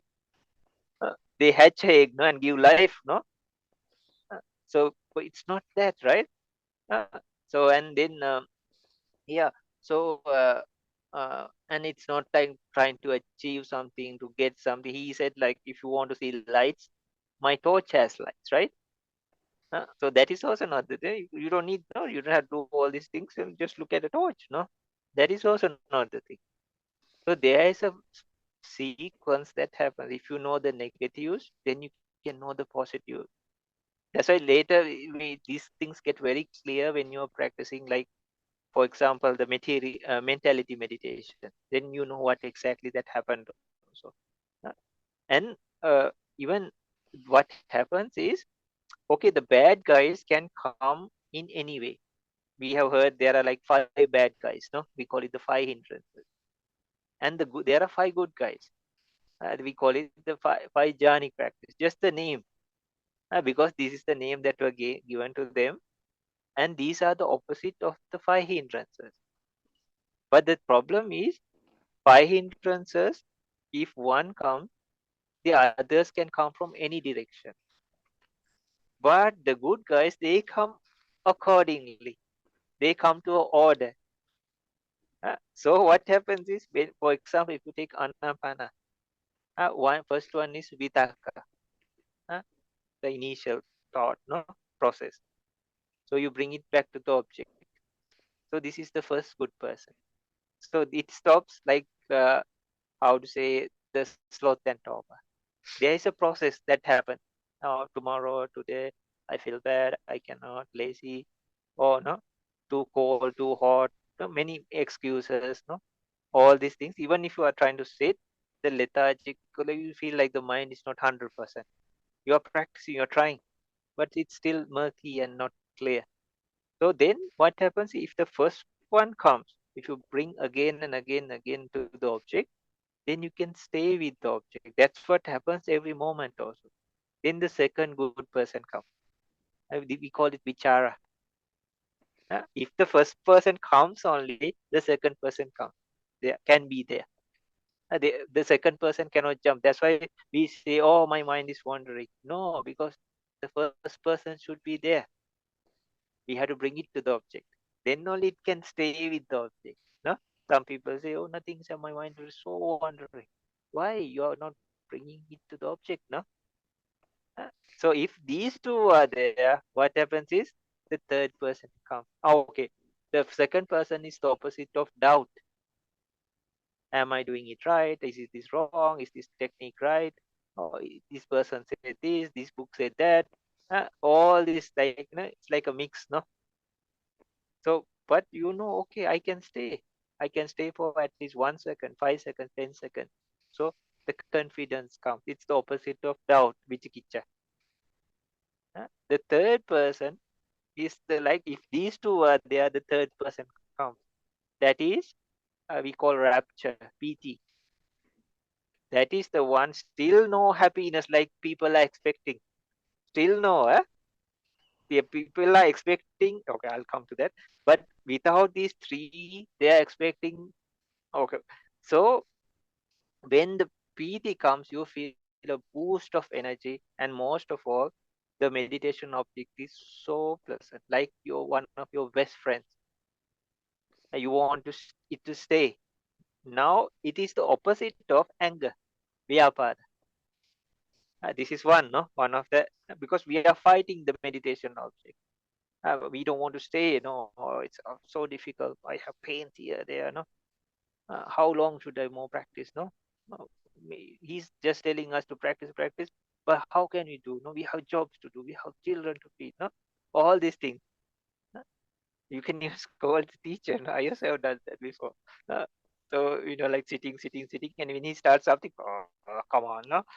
Then what happens is, it's not a good thing, but then the anger with the meditation object or your mind. So when PT arises, a rapture arises, it is the opposite of anger. Okay, number 4 is sukha, happiness. So this is the one everybody is searching, but it comes 1, 2, 3, 4. So if these are not there, this guy cannot come, be there. We are expecting, okay, every moment for this to be there, right? This is the comfort we feel from mentally as well as physically. And this is the opposite of actually wandering mind. Opposite of wandering mind as well as remorse. How strange, right? Because the mind is satisfied, it is happy with the meditation object. It is satisfied.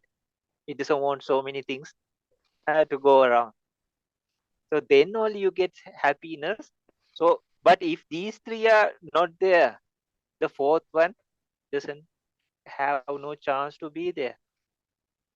Even for a moment, if these three are there, so we were talking from the very beginning, because why it become like stale, no? After some time, because these other three are not there. Because so if you see the science of it and all this and understand the mind and all, that's why like the proper technique and all these things help, no? Then you don't have to waste time, okay, then if I'm missing the second part, maybe I'm not doing the first part right. If I feel some kind of like how to say, friction in my mind and aversion towards meditation, then these two are not there. Okay, I don't feel any happiness or anything. What is happening? No, because the first three are not there. Then everybody wants the last one is total focus. attention without any disturbance, right? So it is called ekagata. If these four are there, then ekagata, that can take you to either access concentration, absorption concentration, and then even the steps further and further and further. So it is the opposite of sensual desire, kamacchanda. So these work, but the worst is if one of the bad guys come, if it's anger, then slowly doubt or wandering mind, anybody can come. But these ones work accordingly. If the first one is there, the second one can come. So we are expecting the third one, no? Or the fourth one, sorry. The fourth one. We are trying to jump all these and come here. But no, that doesn't happen like that. But if we do it properly and according, simple, it can, we give space and the space for the fourth one to arise. That's why we can see these things, these prominent things in the jhanas. It's very clear in those, because these first jhana, first two become very prominent. Second jhana, the rapture becomes. Third jhana, the sukha becomes very dominant and prominent. Fourth jhana, ekagata, one-pointedness becomes prominent. Okay? Yeah, it's very fascinating. If you know this thing, you can see what is going wrong. No, it's like we now know how the system is working.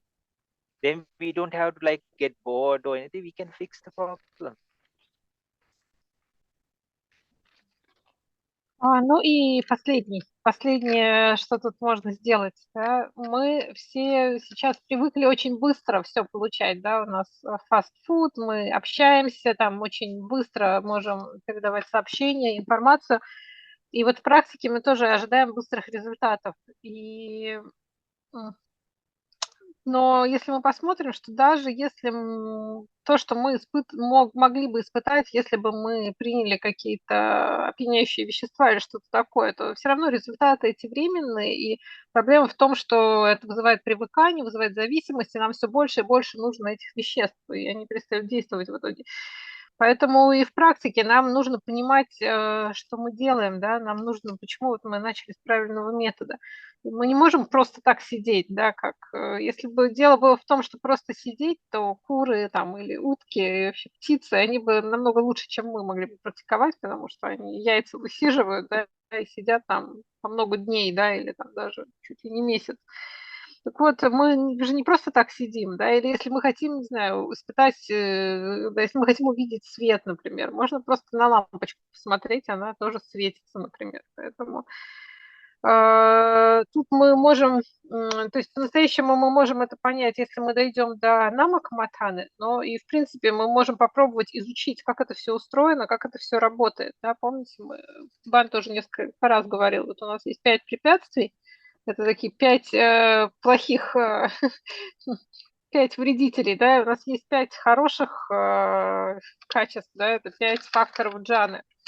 И тут проблема в том, что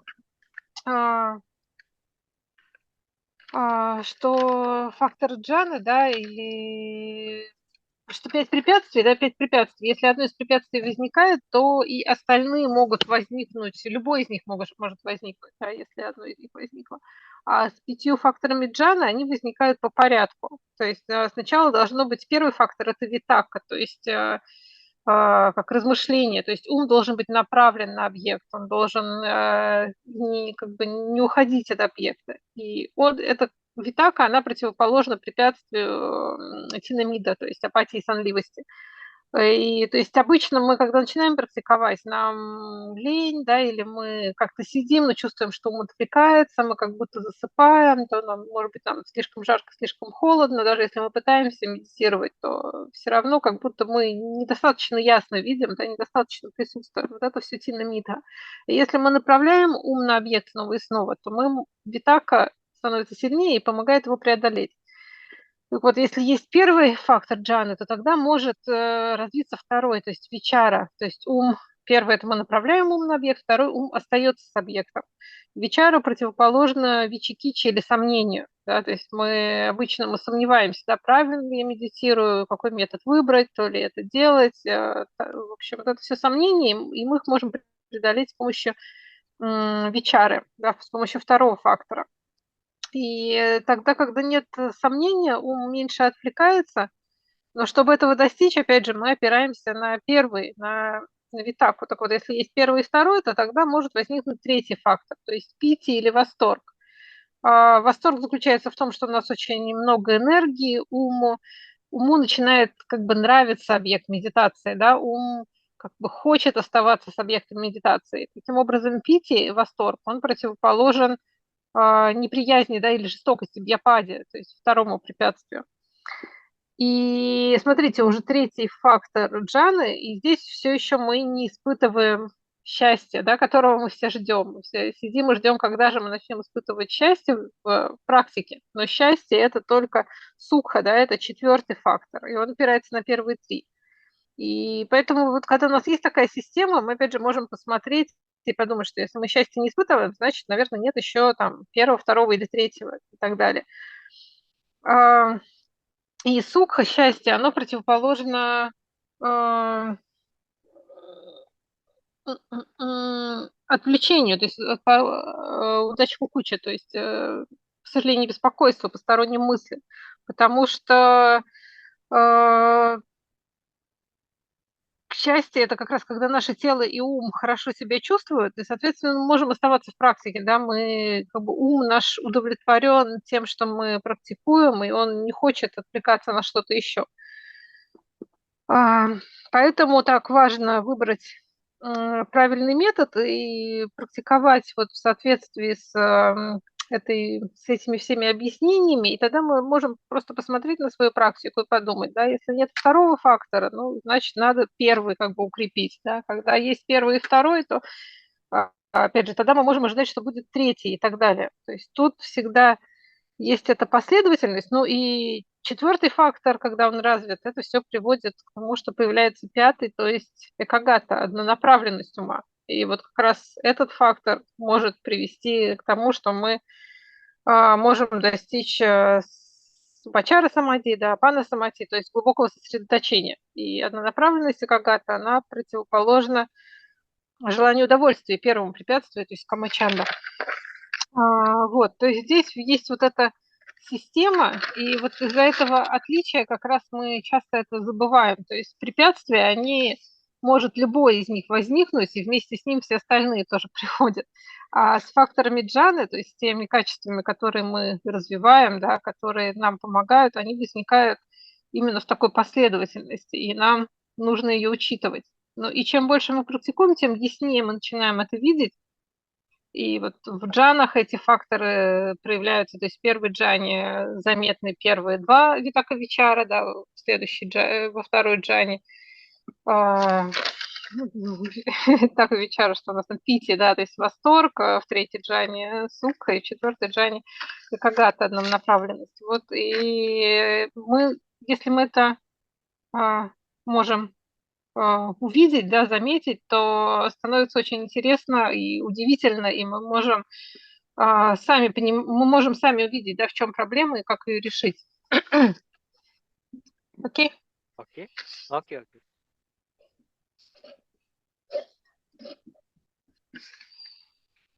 Окей? Yeah. Yeah. I think enough, no, for this. Окей. Ну, А, наверное, это достаточно для этой первой части вопроса. Я еще не задала вторую. Да, Ну, хотел как раз сказать, Wait, что вот вторая часть, она if you отдельная, want да, to. важная. Переход от самадхи випассаны, вот это вот все как происходит правильно. Okay, so the next part of the question is how to proceed from anapanasati meditation towards vipassana. So what is the technique exactly to go through from anapanasati to vipassana? Okay. Okay. So in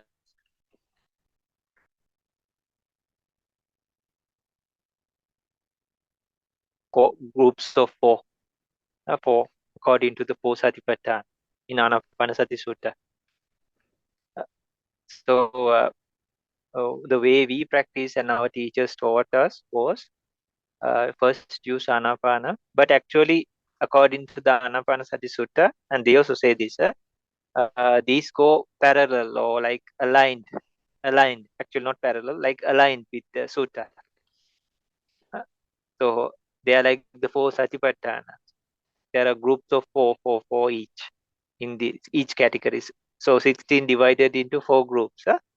So then what happens is we were taught like use Anapana actually in the first initial stage just to stop the 5 hindrances. So it was Kaya Kayanupasi to stop the 5 hindrances. That is the idea. So when we stop that, it becomes Chitta Visuddhi. Chitta Visuddhi. Because this is the stage, like this is the most troublesome stage, like the rotten part of the fruit or climbing the mountain. But this is, we are the culprits and we are the ones who are making it every moment. So and then what we do is, if a person can get into access concentration, upachara samadhi, that is also quite enough to go to the next. And then or if a person can go, this is like an extra bonus. We are not like pursuing the jhanas and trying to get the jhanas and go to Brahma world, no? And stay there, no? We are trying to use this. So if a person comes to upachara samadhi, access concentration, absorption is really close. So the highest power of the jhanic factors are within the absorption. It's like you are in around the pool and you jump into the pool. Okay, in the premises of the pool also, it's part of the pool, right? You feel cool and all these things. But if you can jump to the pool, you are having all the all those benefits, no, of a pool, right? So then you can always come out of the pool, go to the edge and do the things you want, and anytime you can jump in also. So more power you have, then the journey becomes more easier. But that doesn't mean you have to do it, you must have it. Yeah? So next we use this as the platform, and we cannot do superficial vipassana. We also did this.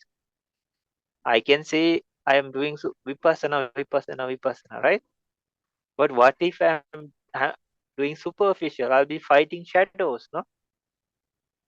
Not the true things.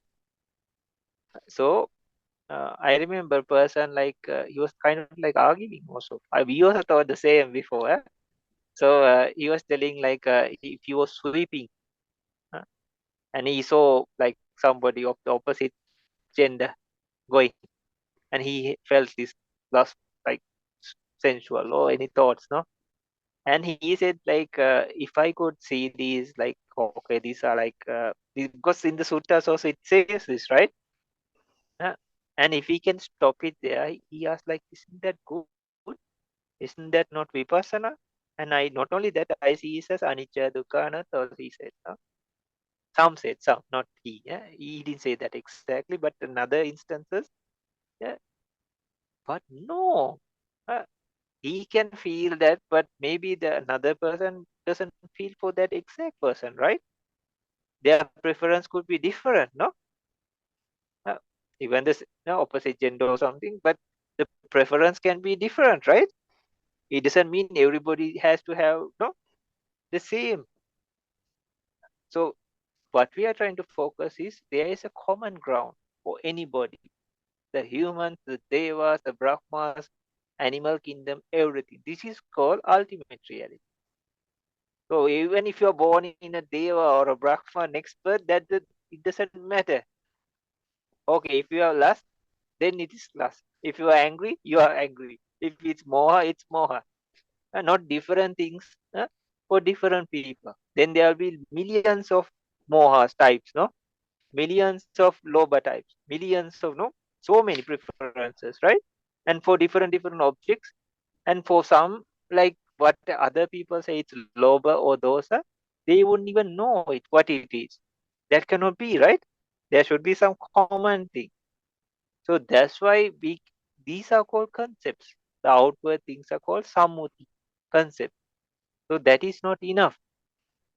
So people are playing with these things and they are calling it vipassana. That's why it becomes superficial. That's why we don't see results or things happening.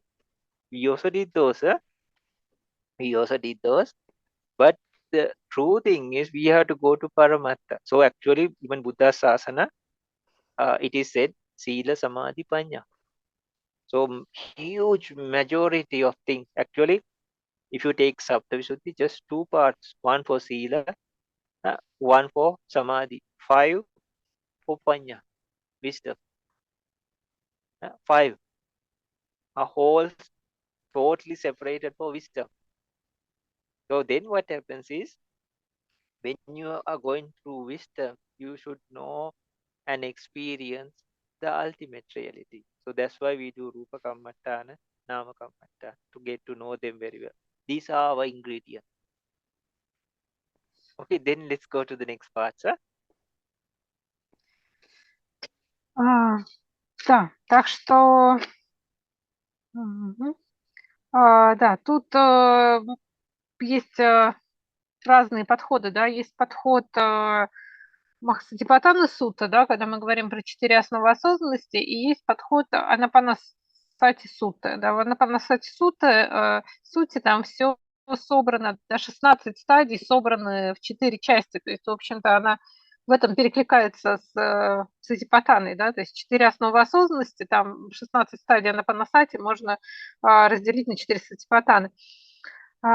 Так вот, мы обычно учителя говорят, и вот в этом методе мы говорим, что сначала можно практиковать анапанасати до того, чтобы избавиться от 5 препятствий. Да, это то, что составляет у нас чита-висудди, то есть ощущение ума.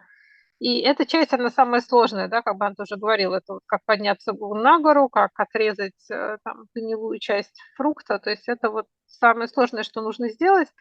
И после этого, если человек сможет достичь упачара самати, то есть сосредоточения доступа, то этого, в принципе, уже достаточно, да, и можно уже дальше практиковать, переходить вот к настоящей випассане. Или если человек вдруг смог достичь джаны, то есть апанна самати, то это еще лучше, да, это дополнительный такой плюс, дополнительный бонус к его практике. Опять же, мы не то, что мы практикуем джаны просто, чтобы их развить, да, чтобы в них пребывать и сидеть в них просто так, а в том, чтобы использовать это состояние для дальнейшего продвижения на пути, потому что если человек достигает джаны, то тогда эти факторы джаны становятся более сильными, да, помните, Бханте тоже говорил про, что там, про пруд, да, или про бассейн, ну, в общем, про водоем, да, можно сидеть на берегу, можно зайти в воду, и понятно, что в воде как бы больше возможностей, но как бы край, да, край водоема или край озера, край бассейна, я не знаю, край чего-то, это тоже часть этого водоема, и это тоже можно использовать, но больше эффект будет, если достичь глубокого сосредоточения. И другой важный момент, что мы должны не по-настоящему практиковать настоящую випассану, а не поверхностную. Потому что поверхностно это если мы просто рассуждаем о концепциях, да, о каких-то, что называется, саммути, то есть о условностях, о договоренностях. Да? Например, если человек видит человека противоположного пола, у него может возникать чувственное желание. Да, если, ну, разные люди по-разному это испытывают, кто-то испытывает к одним, да, объектам, кто-то к другим, тут нет какой-то общей такой закономерности, а мы должны найти какую-то общую закономерность. И вот как раз на уровне параматха, да, то есть на уровне высшей реальности эта закономерность есть. То есть любые существа, да, и люди, и существа высших миров, да, божества и брахмы могут испытывать жадность, злость и неведение, да, лобха, доса, моха. И объекты могут быть различные, и там их можно очень много-много классифицировать, но сами эти состояния, они они общие, да, как бы это такая общая проблема. И вот поверхностная как раз випассана отличается от настоящей випассаны как раз тем, что поверхностная – это когда мы пребываем на уровне концепции, да, на уровне самути. Если мы хотим по-настоящему достичь випассаны, то это должен быть уровень параматха, то есть высшей реальности, да, или абсолютной реальности, как это говорят. Ну и опять же Бханте говорит про вот эти 7 висудий, 7 очищений, да. Одно приходится на силу, одно приходится на самади, и целых 5 приходится на мудрость. То есть мудрость – это самое главное.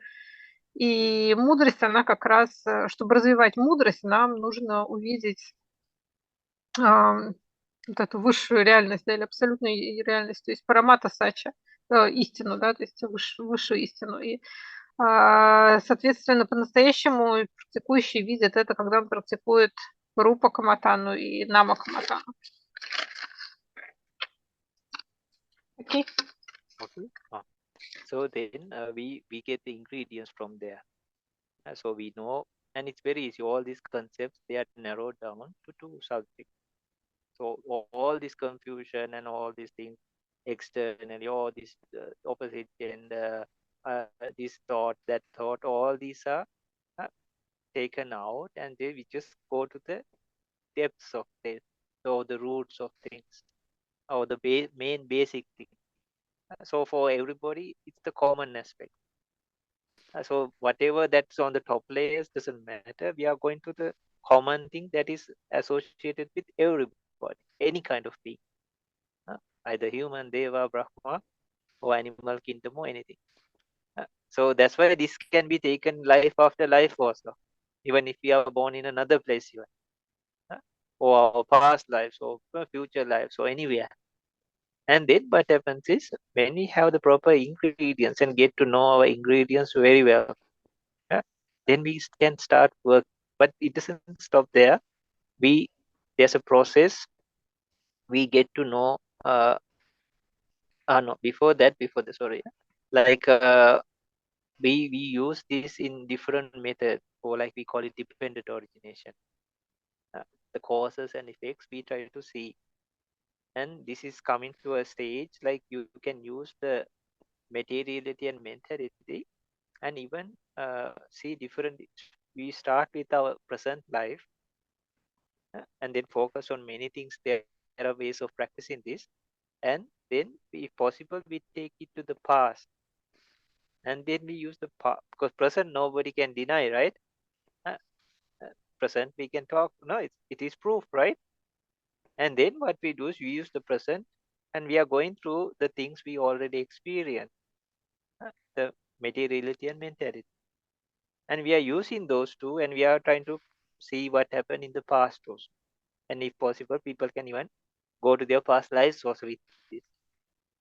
And then you get the past and the present, which we like now got to know, and then you project into the future. That also not just like randomly or imagination. You go through these facts. You use like the materiality and mentality, but after you get to know the present, and then use the present and get to know the past, and then you use past and present both, and just we project for the futures and see. Okay, that removes lot of doubt. So some people even don't believe in past lives, right? Some people don't believe even in future lives even, right? So that changes a lot of things by experience. И, в общем, если мы практикуем правильно, то вот эти все заблуждения, сомнения, беспокойства, да, то, что мы испытываем, они как бы уходят из нашего ума, и мы начинаем видеть то, что общее для всех существ, да, какими бы они ни были, там, и для людей, и для божеств, и для дев, да, для брахм, для животных, для кого угодно. И не только в этой жизни, но и в следующей, и в прошлых жизнях, и в будущих жизнях. То есть мы собираем вот эти правильные ингредиенты, как Бханте уже говорил, можем использовать их в разных методах, И вот нама рупа каматана, опять же, когда мы начинаем понимать причины и следствия, можем увидеть, то есть физические и психические объекты, да, то есть тело и ум, другими словами, или как это можно перевести, да, имя и форму. То есть мы можем увидеть и начать, то есть начинаем мы с настоящего, да, то, что мы действительно можем почувствовать, то, что для всех очевидно, да, никто не сомневается, что сейчас у нас есть тело и форма, да, что у нас сейчас мы что-то испытываем. И мы можем начать смотреть назад, назад, назад и увидеть прошлое. Некоторые люди могут увидеть прошлые жизни.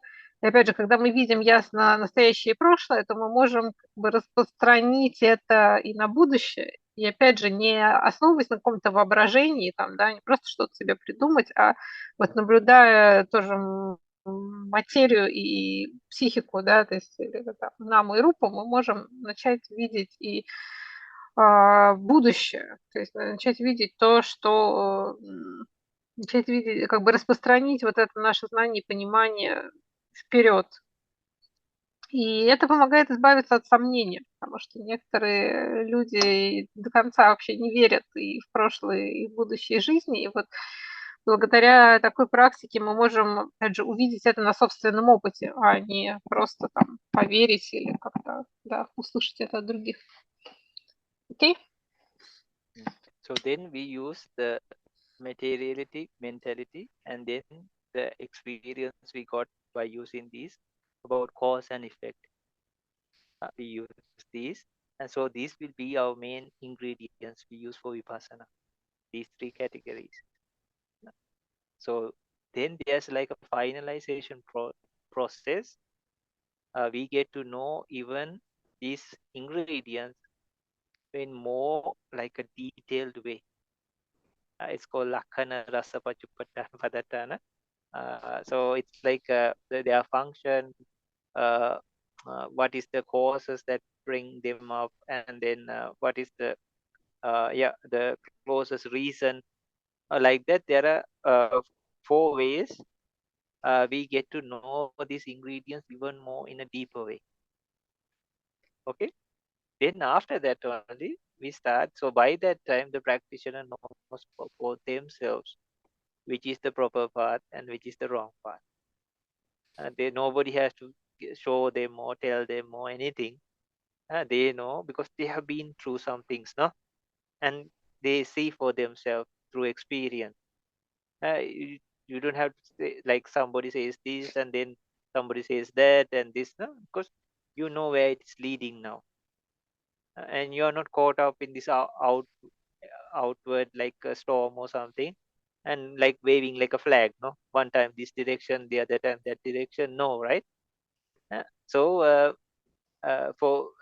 you know the path, so then only you get to vipassana. Вот. И когда мы понимаем, да, наму и рупу, то есть психику и материю, то следующее, что благодаря этому мы можем увидеть причину и следствие, да, как это все взаимосвязано.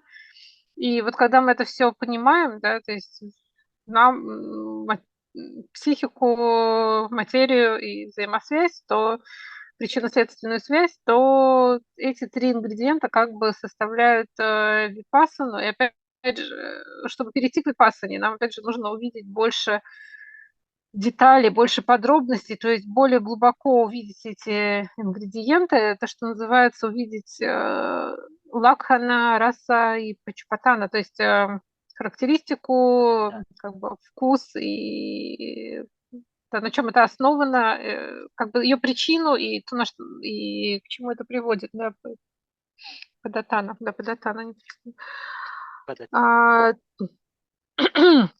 Не И если человек может это увидеть, то тогда он будет на собственном опыте понимать, что является правильным путем, а что нет. То есть, опять же, тут не надо уже ему, чтобы кто-то ему объяснял, чтобы ему что-то кто-то говорил. Он сам на собственном опыте это видит и понимает, что может привести к конечной цели, а что нет. То есть он не перестает, вот как флаг на ветру, знаете, колебаться, то ветер сюда подует, он в одну сторону, ветер в другую сторону подул, флаг в другую сторону.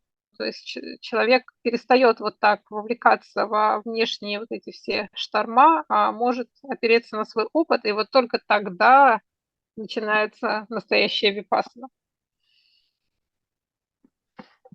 Okay. Okay. I was trying to find the English names. I forget the English name.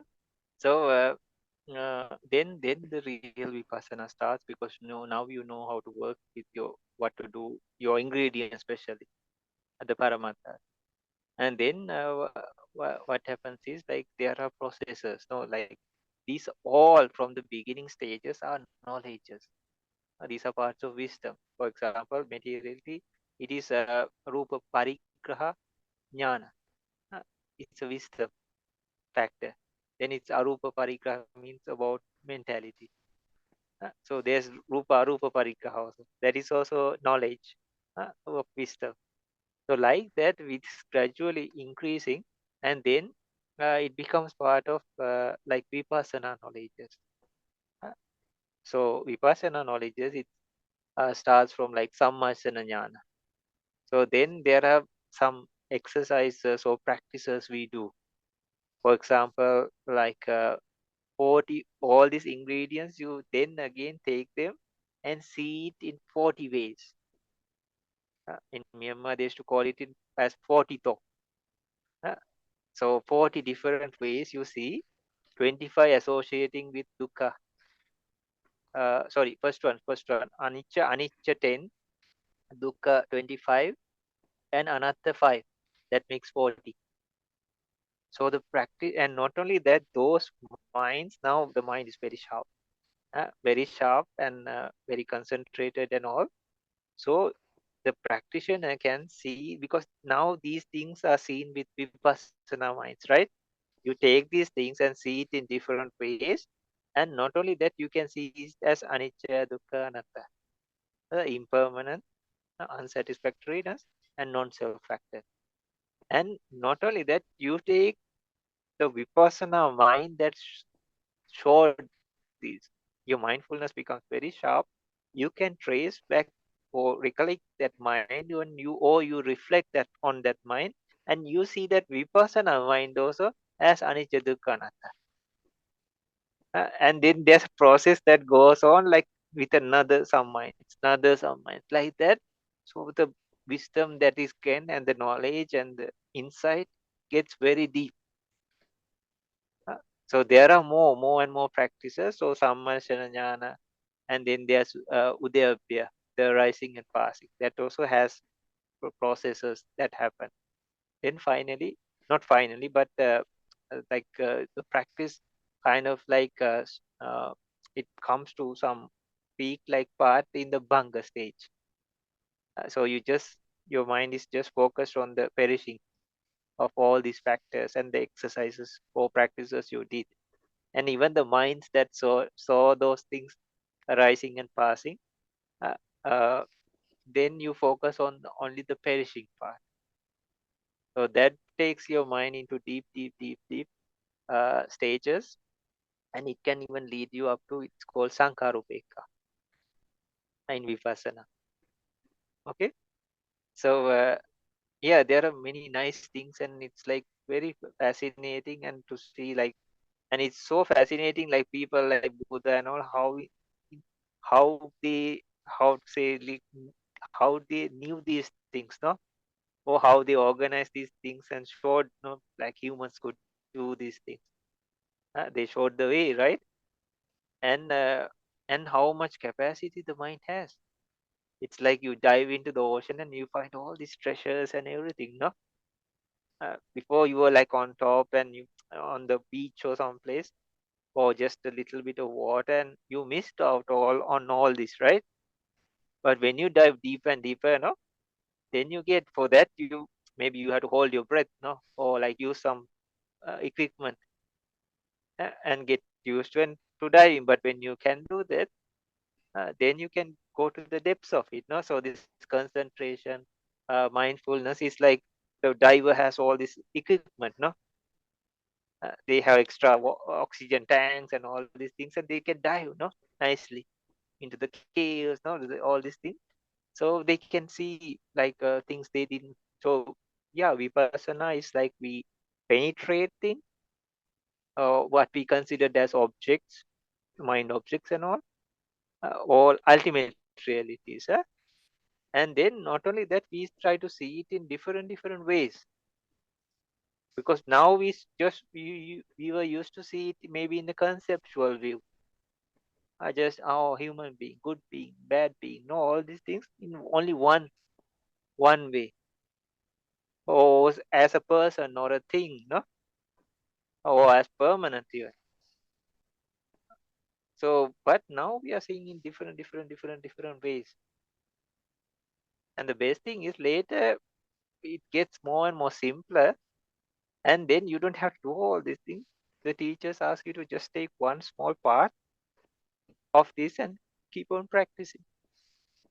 And if it clicks, you just cross over from Sankarupeka. There are some knowledges that occur, but still, because you have practiced Nama Kamatan and all these things, even if it crosses over, the practitioner knows for sure. It's not some like thing you just walk and suddenly fall into a pit or something. They know exactly every step of the journey. And this is the part, like even if they become Sotapanna, they come to one of these Vipassana stages and they cross over again. So it is a very clear and very, very open path. And it had been there forever and it will be there forever. Only from time to time it gets covered. So a person like Buddha, he comes and he like clears the path and shows. He also travels and he shows, no, like go this way, no. And if we just devote some time, we can go through this, because we are doing lot of other things. Even this life, maybe now 60, 70, 80 years, but maybe this needs just 2 years of our time. Compared to samsara, it's nothing, right? Not even a second in samsara. Even in our life, we have wasted much more, right? So, yeah, vipassana. So this was the key factor Buddha was focusing on. So if a person asks from anapana, yeah, that can take. And then even in comparing to the Anapanasati Sutta, yeah, the last part really go along with this practice. Okay. Okay. Where did it start?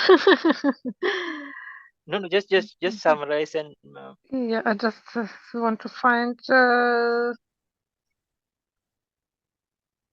Да, то есть и когда мы таким образом практикуем, то вот помните, мы там обсуждали, что в итоге мы нама, рупа, да, и причинно-следственная связь, и благодаря этому мы начинаем развивать настоящую випассану. Так вот, все эти понимания, которые начинают возникать в процессе, да, все эти стадии прозрения, это все развитие мудрости, да, там есть стадия, то есть это вот эти все ингредиенты, и нам приходится практикующему, да, приходится наблюдать явления на уровне высшей, истины высшего смысла, да, то есть парамата сача. И стадии, там много разных стадий, например, рупа паригаханьяна, да, и арупа паригаханьяна, то есть постижение как бы материи, да, и постижение нематериального, то есть ума, это все вот развитие мудрости, и после там начинают, мудрость достигает уровня випассаны, то есть прозрение, первое, вот это знание випассани, это самасананьяна. И тут тоже разные есть техники, методы, и вот обычно говорят, что надо увидеть вот эти явления, то есть тело и ум, да, наму и рупу с помощью как бы 40 образов, 40 способов, как это все надо увидеть. Там 10 для аничи непостоянства, 25 для духи неудовлетворительности и 5 для анатты, то есть бессамостности, да, безличностности, того, что не существует само по себе. И на этих стадиях ум становится очень острым, очень сосредоточенным, и он может видеть вот такие, проникать вот в такие тонкие вещи. То есть он, вот этот ум, который достиг випассаны, он видит 3 характеристики, да, анича, дуkkha, анатта, то есть непостоянство, несовершенство и безличностность. И в самих этих явлениях, и опять же, осознанность может обратиться и к этому уму, который это все наблюдает, и увидеть, что сам ум тоже подвержен этим 3 характеристикам. И вот так прозрение становится все более и более глубоким. Да? Потом следующая стадия – это удая-бхая-ньяна, то есть возникновение, исчезновение. И потом наступает бханга-ньяна, когда ум направлен, наблюдает больше распад, да, что все явления, они разрушаются, постоянно разрушаются, и вот ум может наблюдать это, опять же, не на уровне каких-то концепций, а непосредственно видеть, как это происходит. И тут можно увидеть много удивительных вещей, которые, кажется, как вообще кто-то это мог узнать, да, как это кто-то мог описать так подробно и все это сформулировать, но все это можно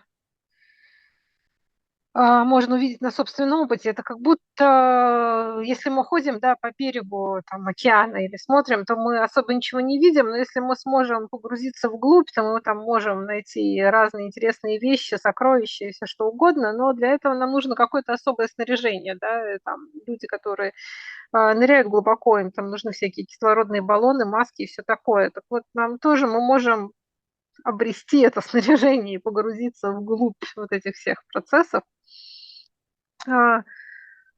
Поэтому все это заключается в том, что мы проникаем вот в эту абсолютную реальность, да, в прамату сачу и стараемся увидеть все более и более глубоко разными образами вот эти все характеристики, потому что обычно, да, на нашем таком обычном обыденном уровне мы видим других людей, то есть личности, да, мы видим разные вещи, мы видим, нам кажется, что все постоянно, а тут мы начинаем видеть по-настоящему, да, как это все устроено. И мы таким образом практикуем, можем, как Бханте говорит, да, как бы достигнуть другого берега, да, мы можем, другими словами, достичь пути и плода. И опять же, это не как-то внезапно, случайно происходит, как будто мы шли и в яму провалились, а это все результат правильной практики, когда мы понимаем, куда мы идем и что мы делаем. Да? То есть это не как-то случайно случается, а мы практикуем согласно, мы идем по пути, который всегда существовал, существует и будет существовать. Другой вопрос, что в какой-то момент мы теряем его, и тогда в мир приходит Будда, и он как бы расчищает этот путь, и он показывает его другим, и тогда и мы можем, как бы следуя его наставлениям, мы тоже можем ему следовать. И опять надо говорить, что тут 2 года мы можем, если мы по-настоящему сосредоточимся, так, по-настоящему приложим усилия, то за пару лет мы можем достичь результатов. Да, что это по сравнению с нашей жизнью, да, скажем, если мы лет 70 можем прожить, или вообще с сансарой, да, когда мы рождаемся и умираем снова и снова, непонятно сколько раз. Поэтому мы намного больше времени тратим на какие-то другие не особо важные вещи, но можем вот попробовать достичь этого. И это как раз описано в последней части Анапанасати сутты. Да, вот эта последняя четверка как раз соответствует вот этим описанию как раз випассаны. Окей? So yeah, I found the words like lakkhana means characteristic. Lakkhana means characteristic. So rasa means function. Then pachupattana means manifestation, and padattana means proximity. These are the 4 things that the practitioner is focusing on. The characteristic. I just found the letters, but that is what it says. So see, we used to like have charts and we used to write all these things here when practicing. And yeah, I like made all I can share with anybody, like all these things with the practice. And these are books out of books. So I was like really writing them, and so just to keep on track, So then you just put the letters, but it's actually characteristic like that. You characteristic, function, manifestation, proximity. So we go through all these in all, like here it's like the 4 elements or the rupas, and then all the namas, then the 5 aggregates, all those parts on the 5 aggregates, then yeah, all the kind of chittas and chetasikas, yeah, 5 aggregates, consciousness, all these things are like revised, and you see all this or experience these in all these 4 categories. So then a person gets a good knowledge about this. So these are the like the big things, no, like people wonder and how what happens, no, the 5 aggregates, no, all these things. So by these things, a person gets the real experience or wisdom about these. Well, we call it discerning. Discerning. It's called discerning. Вот, Бханте нашел перевод, он тогда не мог вспомнить перевод сходу. Вот это 4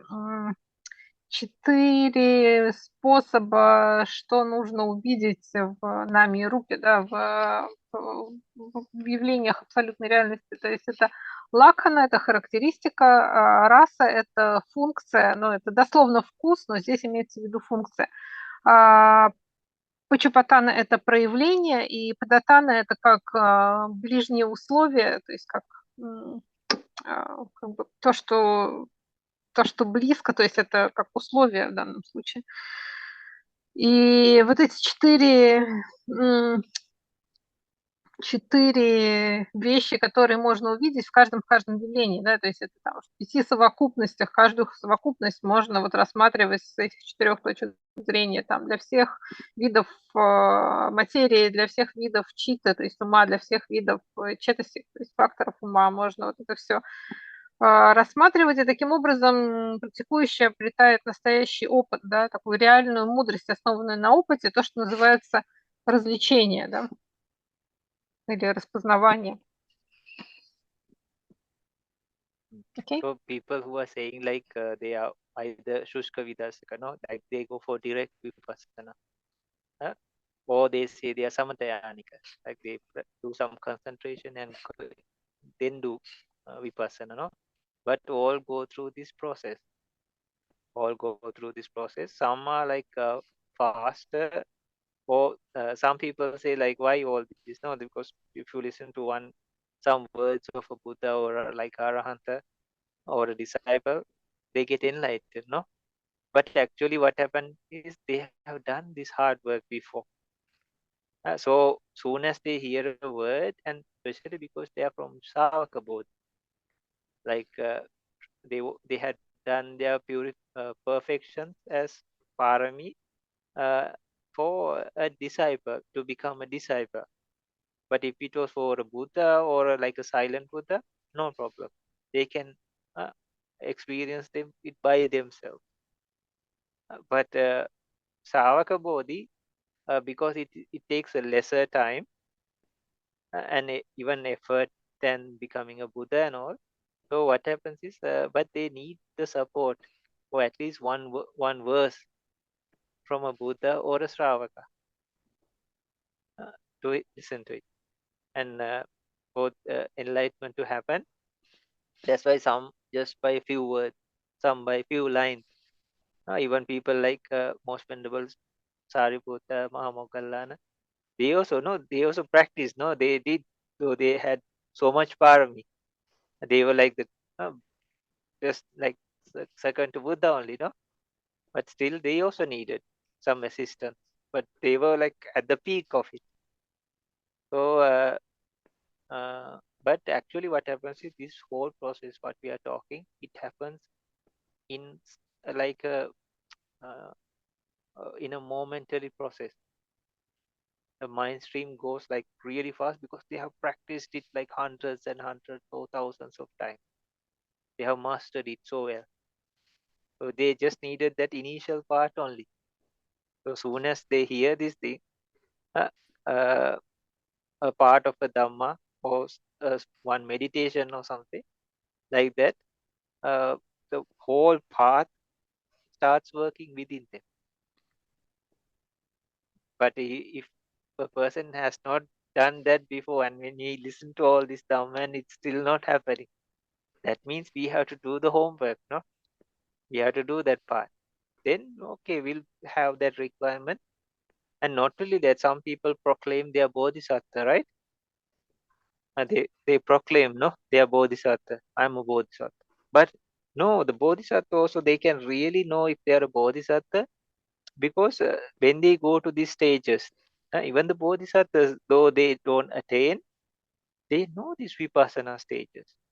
And especially like the bodhisattvas who are like, how to say, definite prophecy, they can be enlightened anytime, but they don't purposefully to help other beings. But they can, but it says like there are so many few people that who stop because the path for becoming a Buddha is so difficult. In the last part, you just give life after life after life, like aeons of time. So people just eat you up or anything, you just offer your life. So that's why we see very few Buddhas for a huge time space. So, but all of these, they also know this vipassana, and if you come to at least Sankara Upeka stage, then you can tell whether you are a bodhisattva or not even.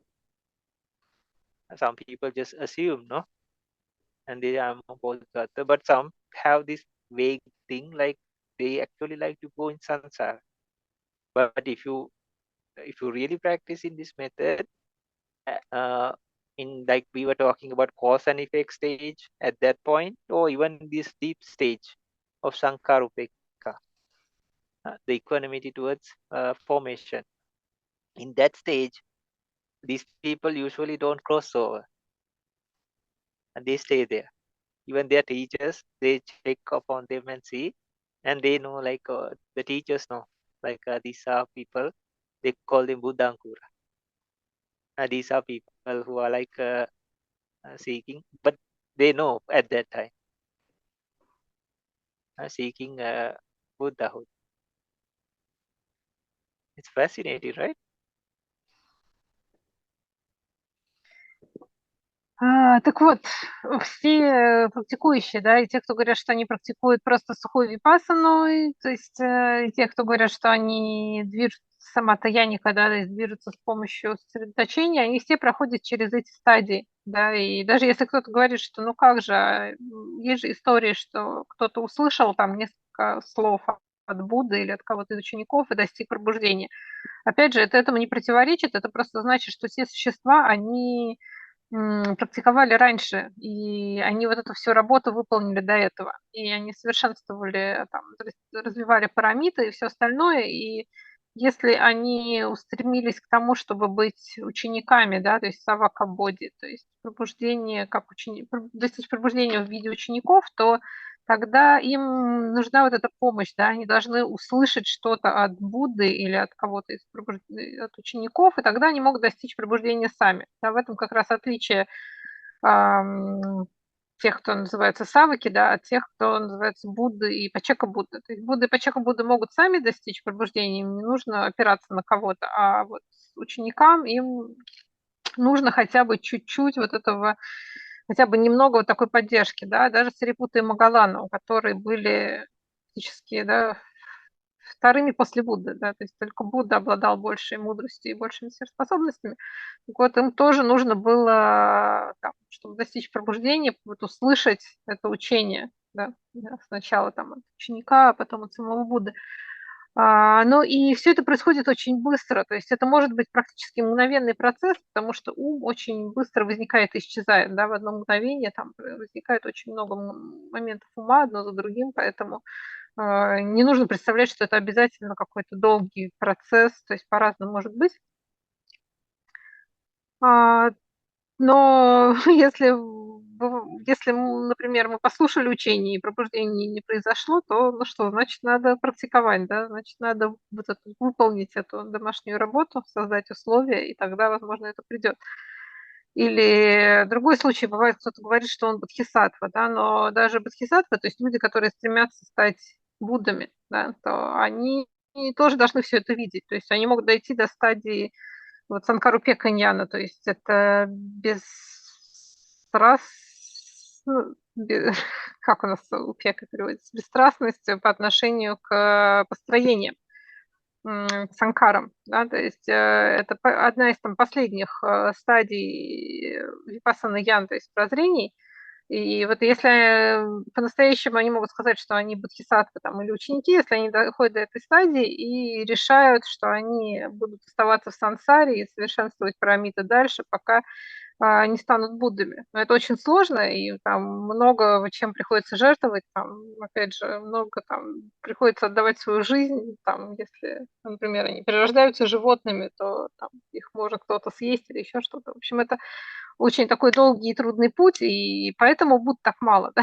Поэтому Будда возникает так редко. То есть путь учеников, он более простой, но такой вариант тоже есть. Но и Бханте говорит, что если этот человек по-настоящему бодхисаттва, то он будет видеть вот эти все процессы, вот это все, о чем он говорил, до санкарупека ньяна, то есть до такого глубокого прозрения.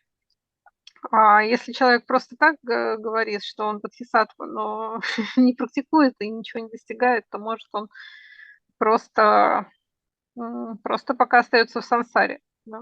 То есть вот эти все яны, вот эти все виды прозрения, вот эти все стадии, они в любом случае происходят, да, как бы мы ни практиковали, какой бы мы путь ни выбрали. Окей? Okay. So please tell, like, these are the specialties of a Buddha Sasana. Other things like Sila, Samadhi, they are very special, but we can do, or good people do, in other times when there is no Buddha present even. But but those things are also good. That's why the Buddha didn't change them. He asked to use them, no? He didn't change them because they were good, no? And they are needed at some point. But these other things are like the specialties of a Buddha Sasana. That's why we should quickly finish those other parts, like the rotten part of the fruit. Finish it off quickly and then jump into this wonderful part. Because this is about all means like many of the questions we have about ourselves, maybe the world, about you can find answers through this. And many things, even more than you read or try to memorize or anything, or tell it by intellectual or logically. There are much more better and more more answers that make sense. And the part we need, like fight over things or be right, so no, be true, so true, all this tend to disappear. And even from any other religion or anything, it doesn't matter. You can like have a kind of like connection, and you don't want to prove yourself. No, there's nothing like it's like you start dissolving, which is very nice because all the weight and all these things we carry through ego and all, it seems like it's dissolving. The weight of that seems reducing, and you don't want to fight no more, right? And even all these views, ideologies, they start disappearing very quickly in the initial starts, like when you get to know the rupa and the nama. That's why it's called ditti shuddhi also. Many of the views, it starts removing, and these are like, all these are like doorways. If a person like really how to say, if they had parami, like all this, when the door opens, they can just burst their way through. All these places are like doorways that open. So when you're practicing this knowledge of rupa, nama, if they had parami, they will just, how to say, stride or burst their way through. And if the part you are practicing the causes and effects, that is also another open. All the vipassanas are like those, each part of it even. So in a way, like these are ways. So that's the specialty of a sasana, and we can clearly see the difference, like we started, of superficial vipassana and the real one, right? Anybody can understand that, no? И вот эти стадии мудрости, да, про что Бханте говорил, это уникально для... Это такая особенность именно учения Будды, да, именно Будда сасана. То есть сила и самади, то есть правильное поведение, сосредоточение, их существа могут их практиковать и в то время, когда нет Будды, да, то есть их кто угодно может практиковать. И это тоже хорошие вещи, поэтому Будда их не менял и использовал, и говорил практиковать, но такая основная, как бы самая важная часть – это как раз мудрость. И поэтому нам стоит быстрее пройти через вот эту первую сложную часть, да, то, что Бханте говорил, да, вот отрезать гнилую часть фрукта, и тогда мы можем найти ответы на многие вопросы, да, вот эти все наши сомнения, все вот наши там, взгляды, беспокойства, это все мы можем увидеть сами, и это намного будет более точным, более таким ясным и понятным ответом, чем то, что мы можем получить, если будем изучать теорию. И опять же, если человек может достичь этой стадии, то у него не будет там желания что-то кому-то доказывать, ни последователям других учений, ни там, тем, кто практикует другие методы. Все это становится не нужно.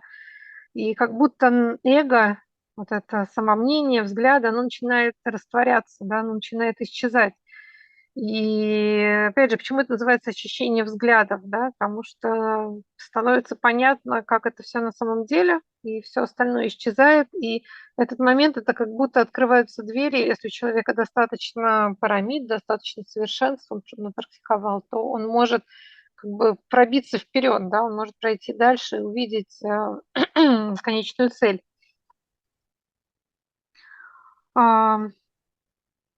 Да, то есть в любом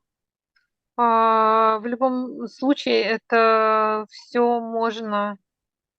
это можно увидеть на собственном опыте. То есть это не просто какая-то теория, а это то, что мы можем, в принципе, людям по силам увидеть, и это очень удивительно, да, не правда ли, это очень впечатляет. Окей? Okay. Are you tired? It's okay. Uh-huh. So please tell whichever way of Dhamma, if you take either the Sutta, the Abhidhamma, or how to say, or the 37 aspects or parts that lead to enlightenment, no? Satis Bodhipakika, or eight noble paths, or the four noble truths, anything, even the suttas, you can see later on, like these have these chunks and chunks of these stages in them. So even those start becoming more clear to you, and it connects. You can see the connection everywhere. Each of these parts and the path, it connects. Even the dhammas and all these things, even if you take a sutta or even parts of Abhidhamma or anything, you can see it connects in the point.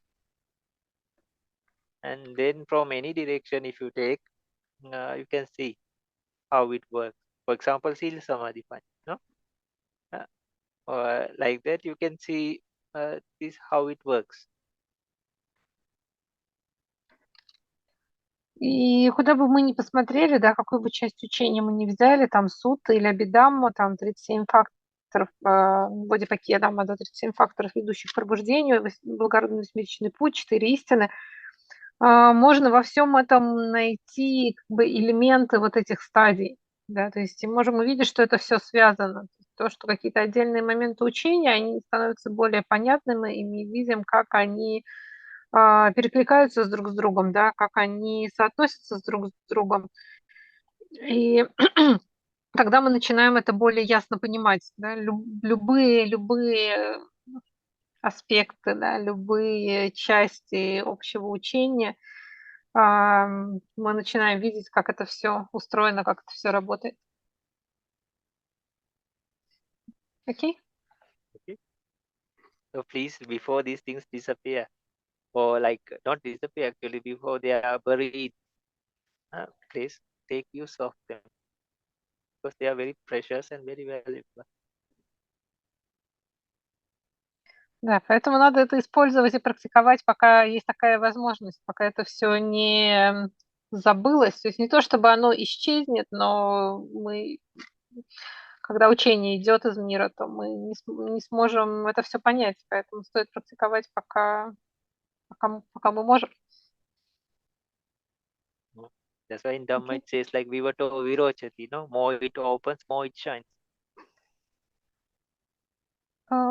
In Pali again?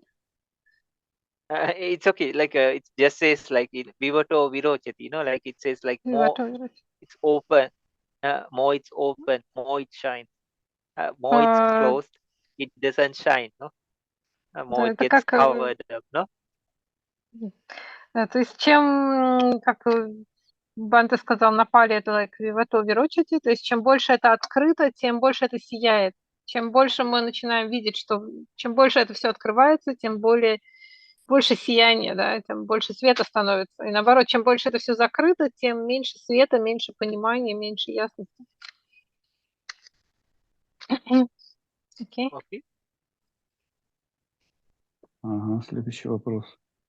Какая сутта самая важная с точки зрения пользы для медитации? И как ее правильно понимать?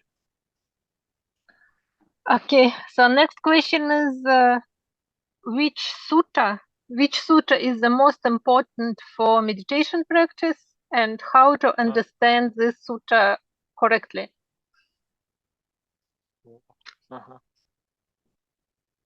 So actually, if you take all the suttas, Buddha had start from some place, and then he had tried to take to the depths of it. For some people, for some beings, if they couldn't even become enlightened in that life, he had even preached or taught for the future life. For example, like Paharada Sutta, no?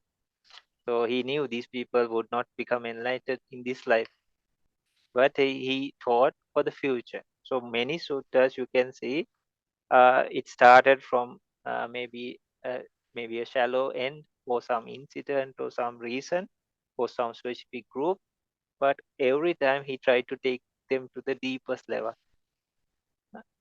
So if you are talking about meditation, yeah, so actually we can see that process in all suttas. No, it talks about virtue, it talks about concentration, it talks about wisdom. Some there are like different patterns, no, how it occurs. But eventually we see. So talking about meditation, definitely no Satipatthana Sutta, Satipatthana. But there are like Anapana Sati Sutta, like that. There are specific suttas like that also. And if you see the topics of them, there you can see like different meditation objects are also mentioned in suttas, no?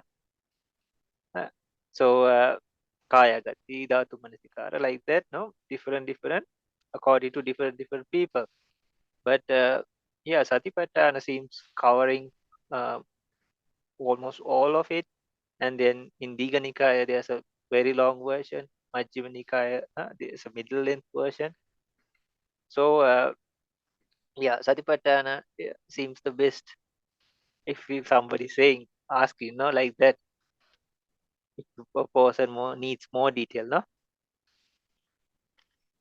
Да, ну вообще все сутты, то есть все сутты Будда того и даровал, чтобы привести существ к освобождению. И даже если он видел, что в этой жизни существо не может достичь полного пробуждения, то все равно он даровал учение, чтобы в будущем эти люди там или кто-то могли рано или поздно чего-то достичь. Поэтому иногда сутта начинались там какому-то случаю, да, какое-то событие произошло, там Будда кого-то встретил, там какой-то разговор, но все равно они все идут к какому-то более глубокому пониманию, к чему-то более глубокому и важному. Вот. И во всех суттах есть, говорится о силе самадипании, да, то есть правильное поведение, сосредоточение и мудрость.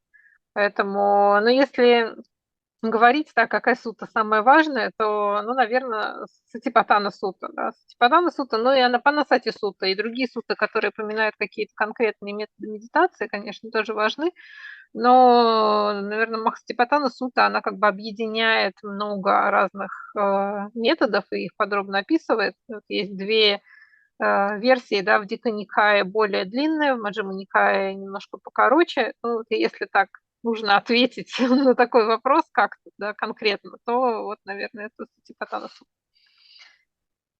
Окей? Okay. So,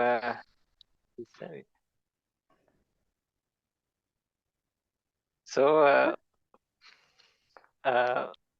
yeah, say, please tell, like these sutras were mentioned for individuals sometimes groups, sometimes for some a specific reason.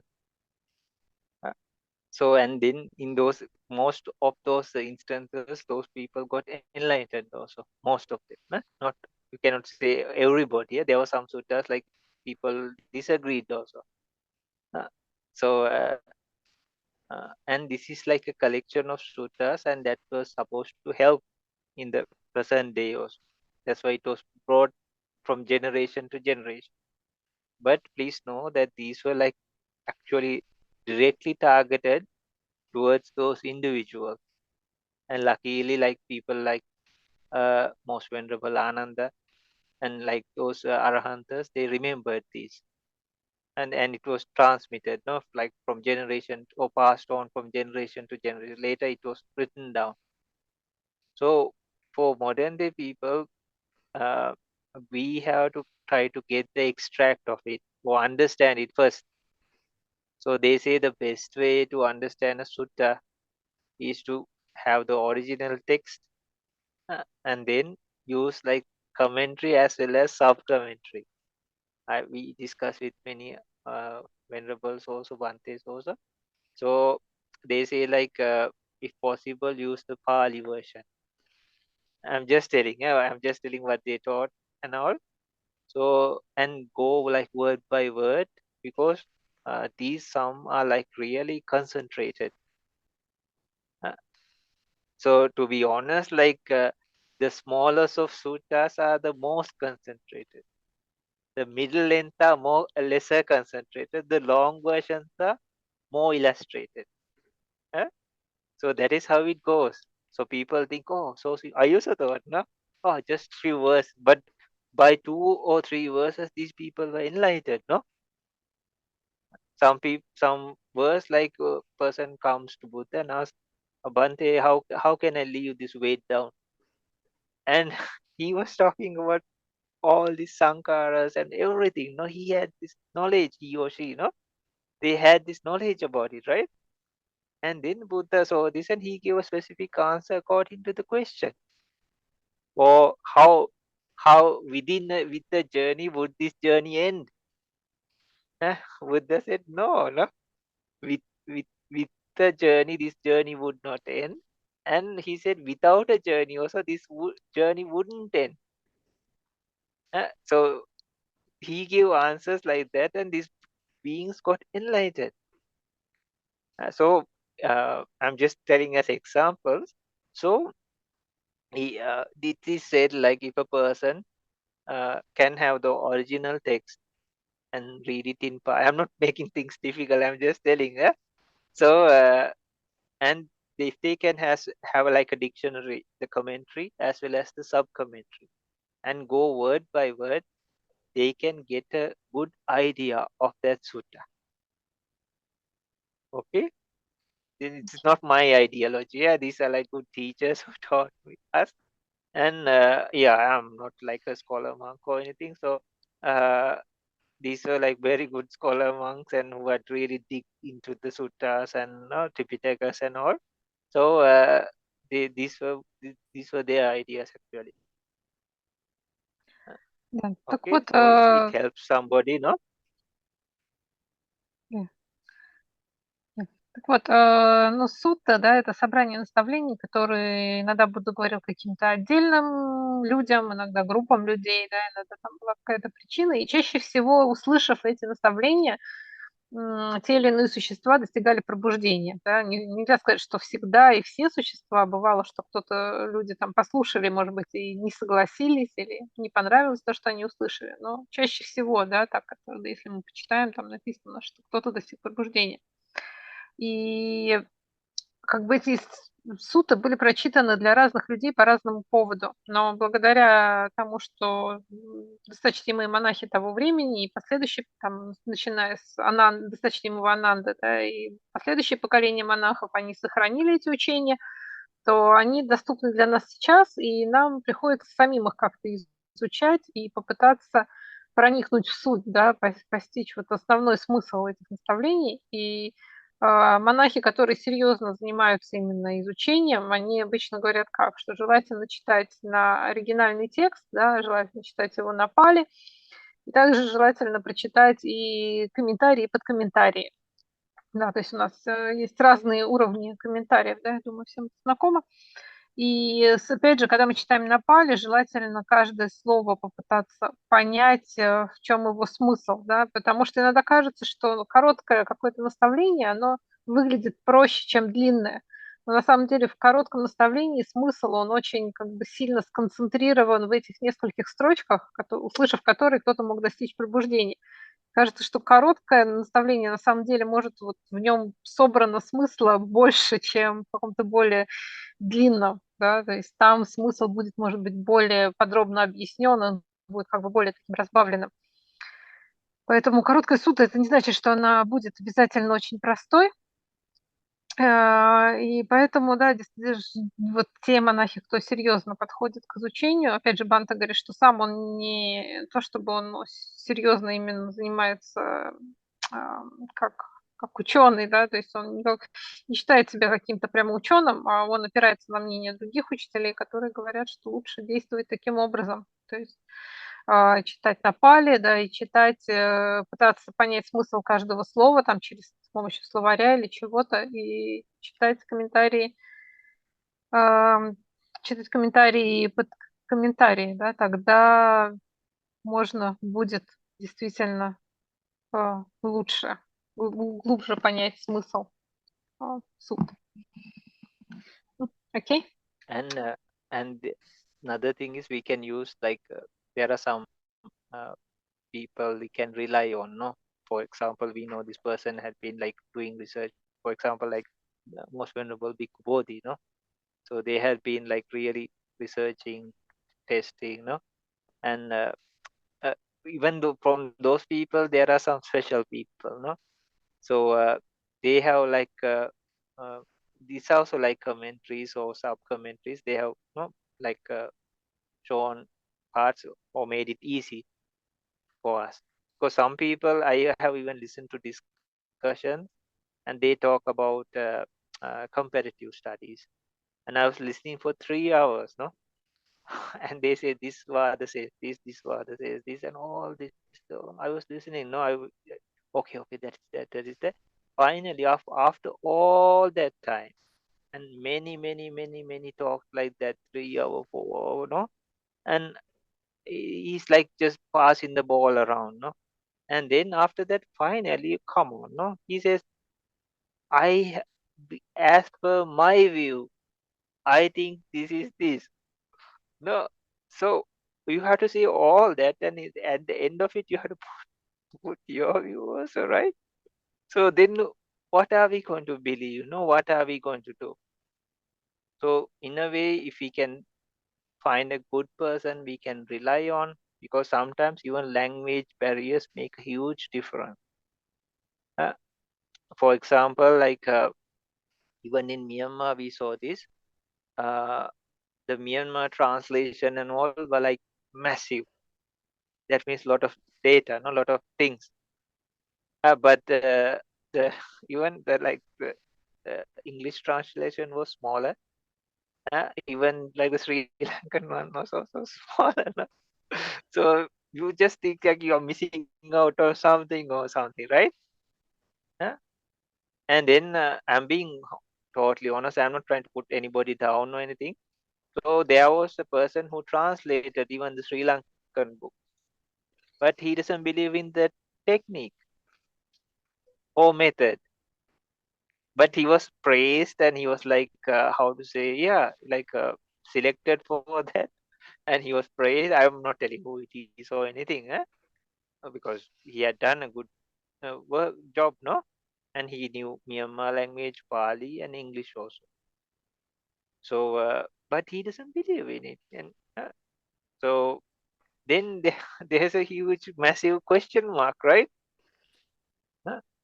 So, but there are, even in meditation, since we are talking about meditation, there are some teachers, for example, they have practiced for a long time and they had used the suttas. So they had built, like made a lineup of practices that go along with the suttas. And those kind of teachers, when you stay there and when you practice, and you can see the way of their conduct, how they are relating to how they are conducting it.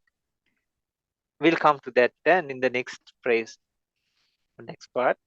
Хорошо. Или можно использовать другой метод, да, мы иногда можем положиться на других людей, которые все хорошо изучили, исследовали и дописали так, чтобы нам было легче понять, да, например, вот Бхатта упомянул Бикху Бодхи, да, который много занимался исследованиями и переводами суд. Потому что по-разному бывает. Иногда бывает, что люди очень долго говорят. Например, Бханте говорит, что он слушал несколько часов там рассказ про сравнительные какие-то исследования, видимо, про то, как разные версии сравнивали. И в итоге все равно человек, который это все объяснял, все это пришло к выводу, что вот ему кажется, да, что такая версия правильная. В итоге это все равно вопрос мнений и интерпретаций. Поэтому важно найти человека, да, то есть найти вот ученого комментатора, на которого мы действительно можем положиться и доверять ему мнению. Потому что часто это зависит там от выбора языка, от того, как человек к этому подходит. Вот если посмотреть, когда Бханте был в Мьянме, да, то перевод там суд на мьянмарский язык, он выглядит таким очень объемным. Да, и даже если взять те же суты там на английском или на сингальском, то они будут меньше по размеру. Есть ощущение, как будто что-то тогда теряется, да, в таком переводе или почему-то. Или там другой пример. Бывает, что там, вот он говорит, не буду называть, кто именно, что это именно за переводчик, но бывает, переводчик переводит, но, допустим, он не верит в какой-то метод конкретный, да, и он, соответственно, но его перевод как-то становится каким-то распространенным, да, его признают и хвалят другие люди, но тут тоже есть такой вопрос, что если человек не практикует, да, если он не следует какому-то методу, то насколько он будет непредвзят, да, в своем переводе. Поэтому желательно найти все-таки человека, который практикует сам и который в своем методе опирается на сутта, да, и построил свою систему, опираясь на учения, их как бы метод согласуется с учением, и тогда таким объяснениям можно доверять. Ну и другой важный момент – это как сам человек ведет себя. То есть мы можем судить по его поведению.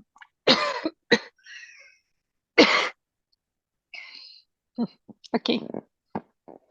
Then we'll have to say, no? So, Nadia Papa.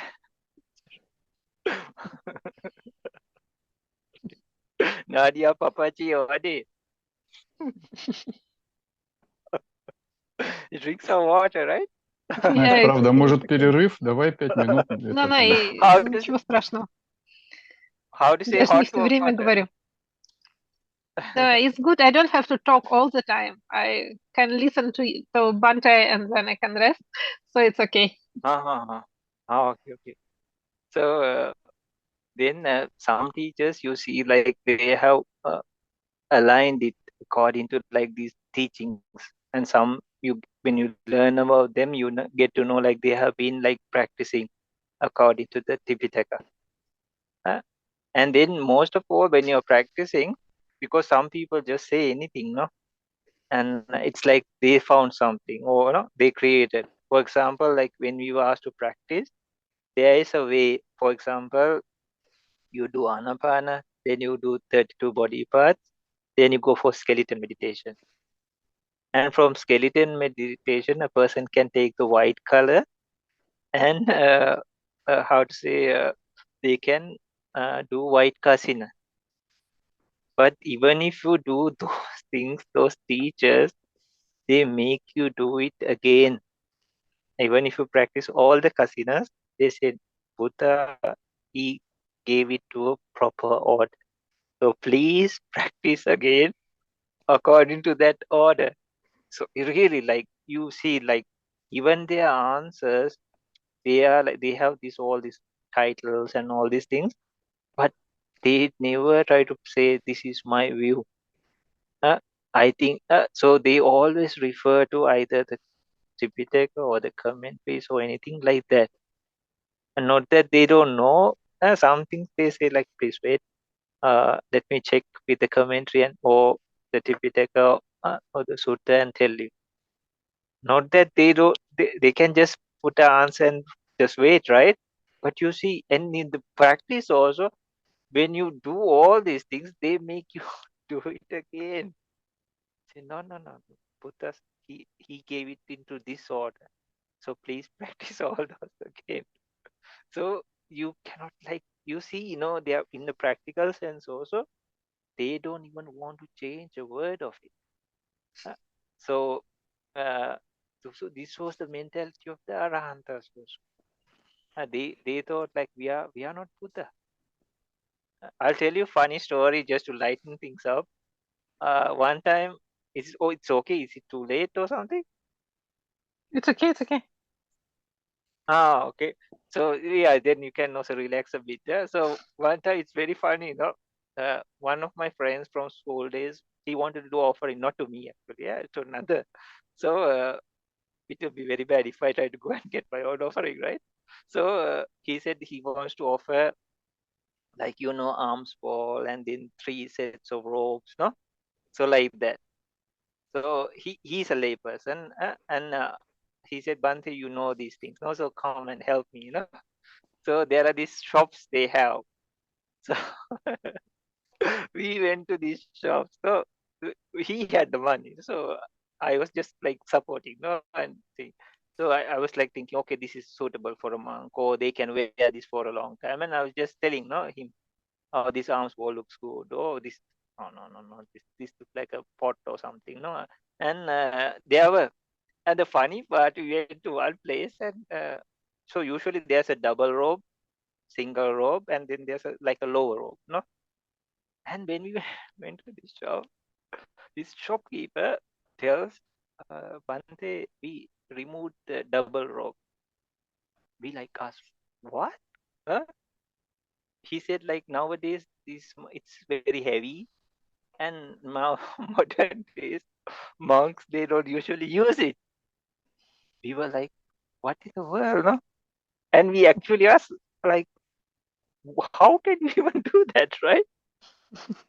Are you a Buddha? We asked him, no? And we left. So even the clothes, they are changing, right? So what to say about the Dhamma? So they think like modern days that monks, they don't wear this kind of thing.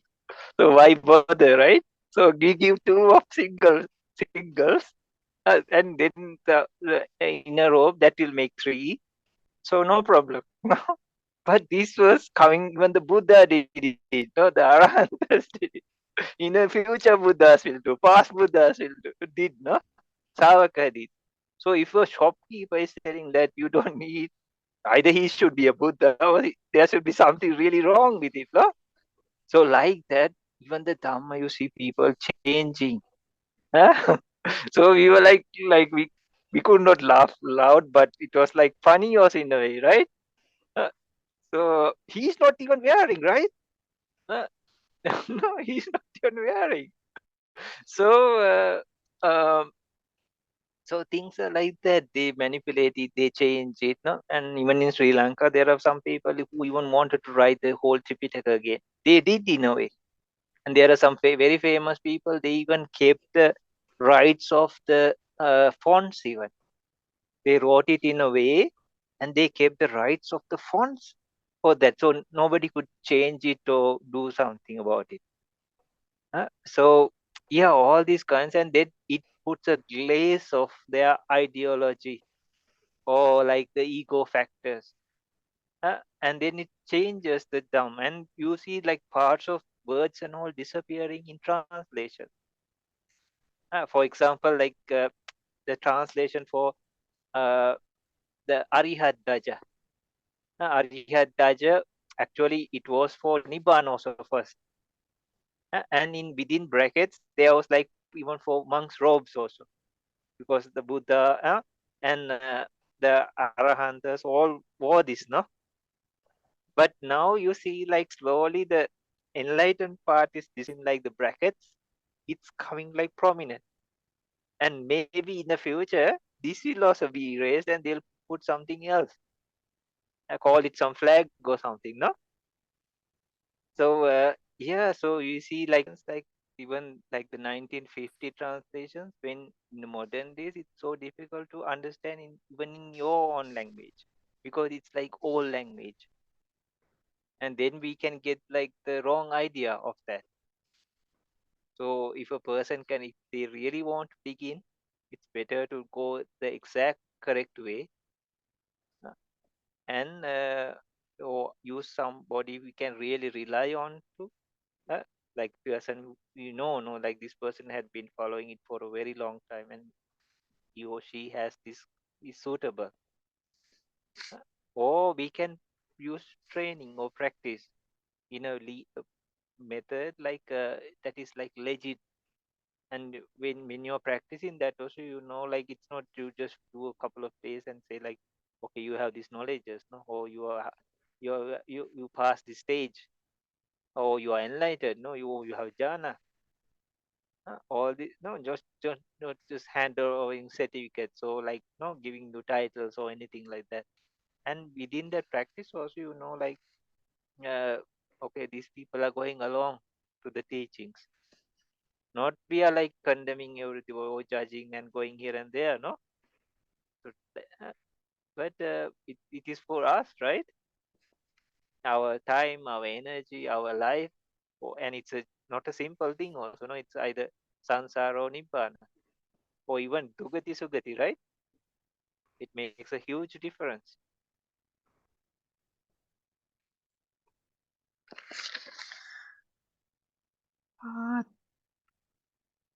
Так, да, и мы закончили, что мы можем посмотреть, как ведут себя, да, те или иные люди, которых мы пытаемся слушать их объяснения.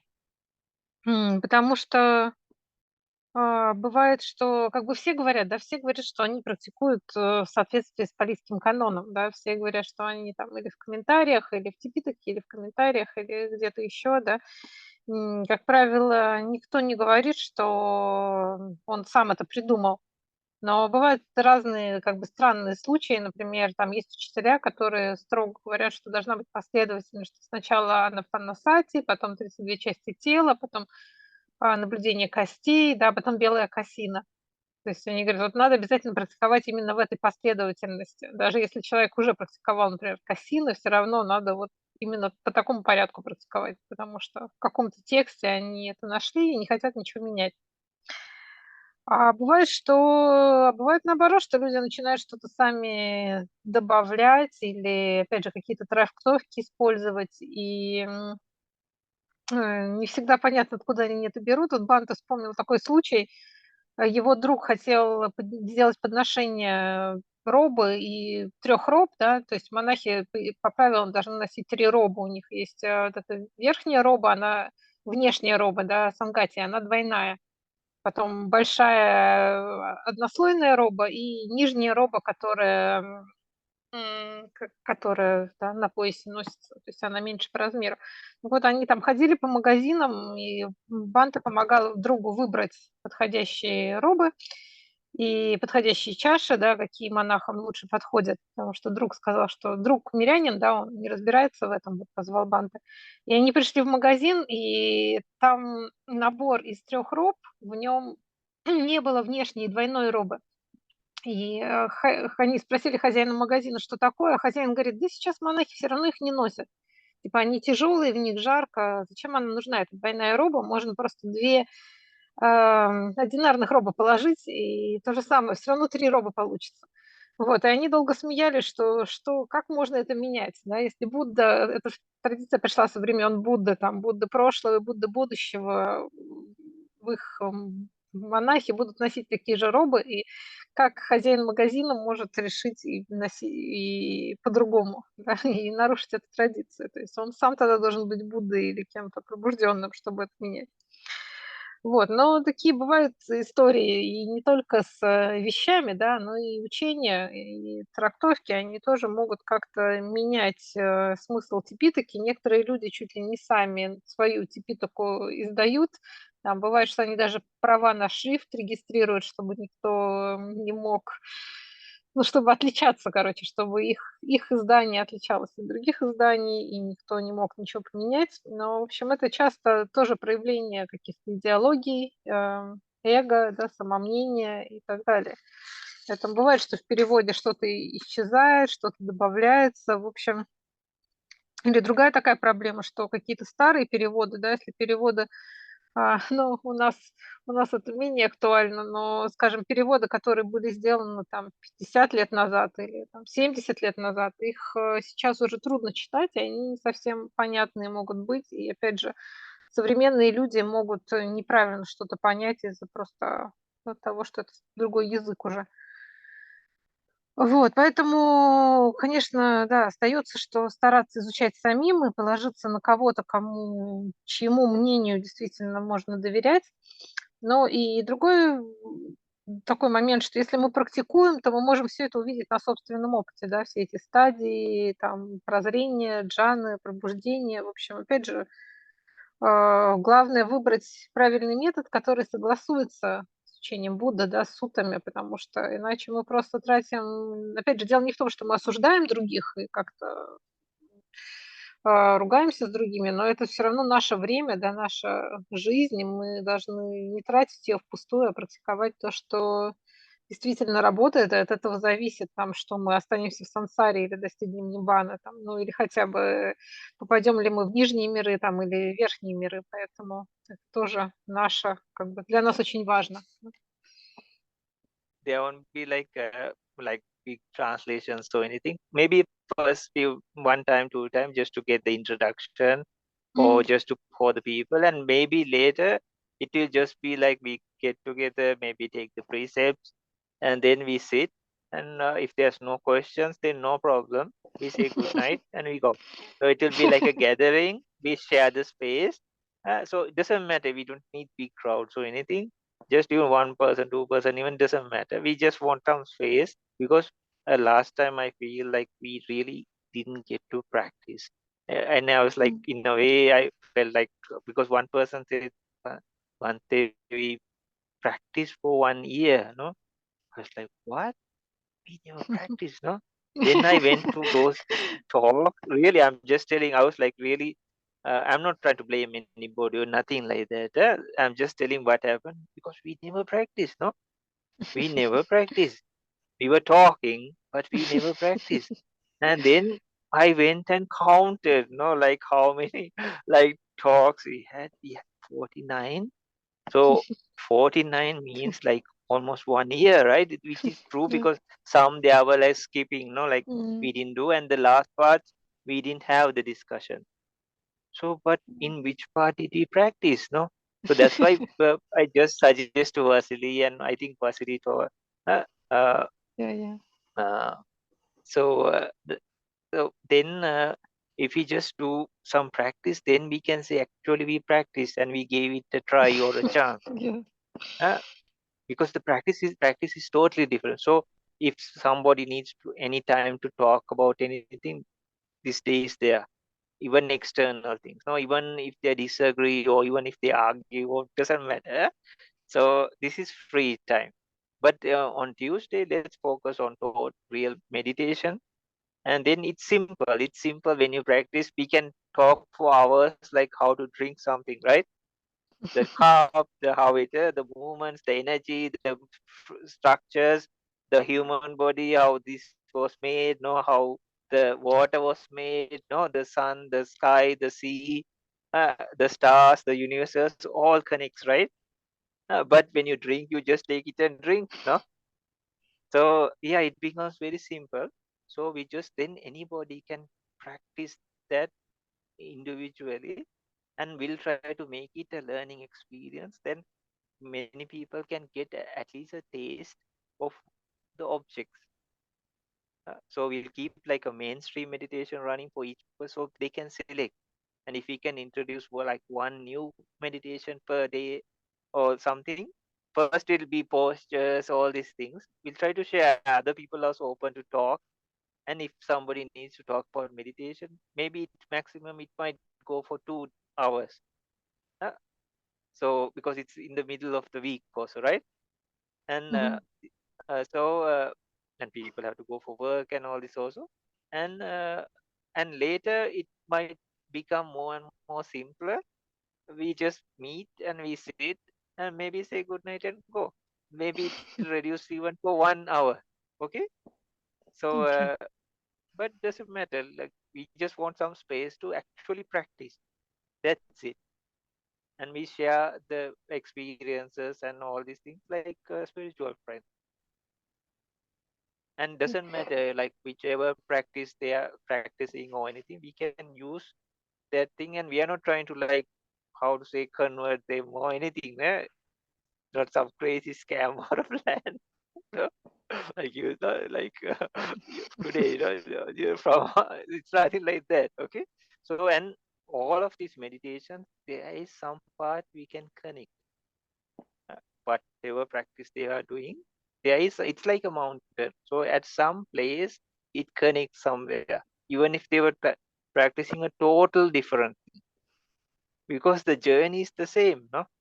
And if it's like that, it should connect at some point in the mountain, maybe first kilometer, second kilometer, third kilometer, no? And you can come from any direction, and nobody can say like, oh, I travel from the northern side, now you cannot go to the southern side. No, no, it should connect. Uh, so it is wonderful journey that breaks all the boundaries, and actually nothing goes to waste. Even the things you learn from other techniques and traditions, we can implement that, uh, and then use that structure and use like the parts if a person likes to add what Buddha taught. For example, if somebody had practiced savasana, you can use that body scan for 32 body parts or 4 elements meditation, because you have been practicing that, right? So that practice doesn't, and you can practice savasana whenever you want, no? But yeah, but you can use that structure or the exercise you already did. So nothing goes to waste. Let's do it and see, no, like what happens. But I think we'll give it a chance, no? Practice. And this is what actually, then lot of, even me, I didn't even remember the things, no, like when they asked me to study and all. But when you practice, like you tend to remember. And even our teacher said like, even if a person stops meditation for some reason, the experience they get through, like when you do kind of like almost uh, many parts of it, even if they meet with accident or get some critical illness, otherwise you won't stop, no? So they don't forget those experiences easily, because we try to go, no, as far as possible. And yeah, everybody deserves a chance. It's not, we don't have to put a name or anything. We are just a small group of spiritual friends getting together and just practicing, that's all. Then anybody's welcome, no? Yeah, yeah.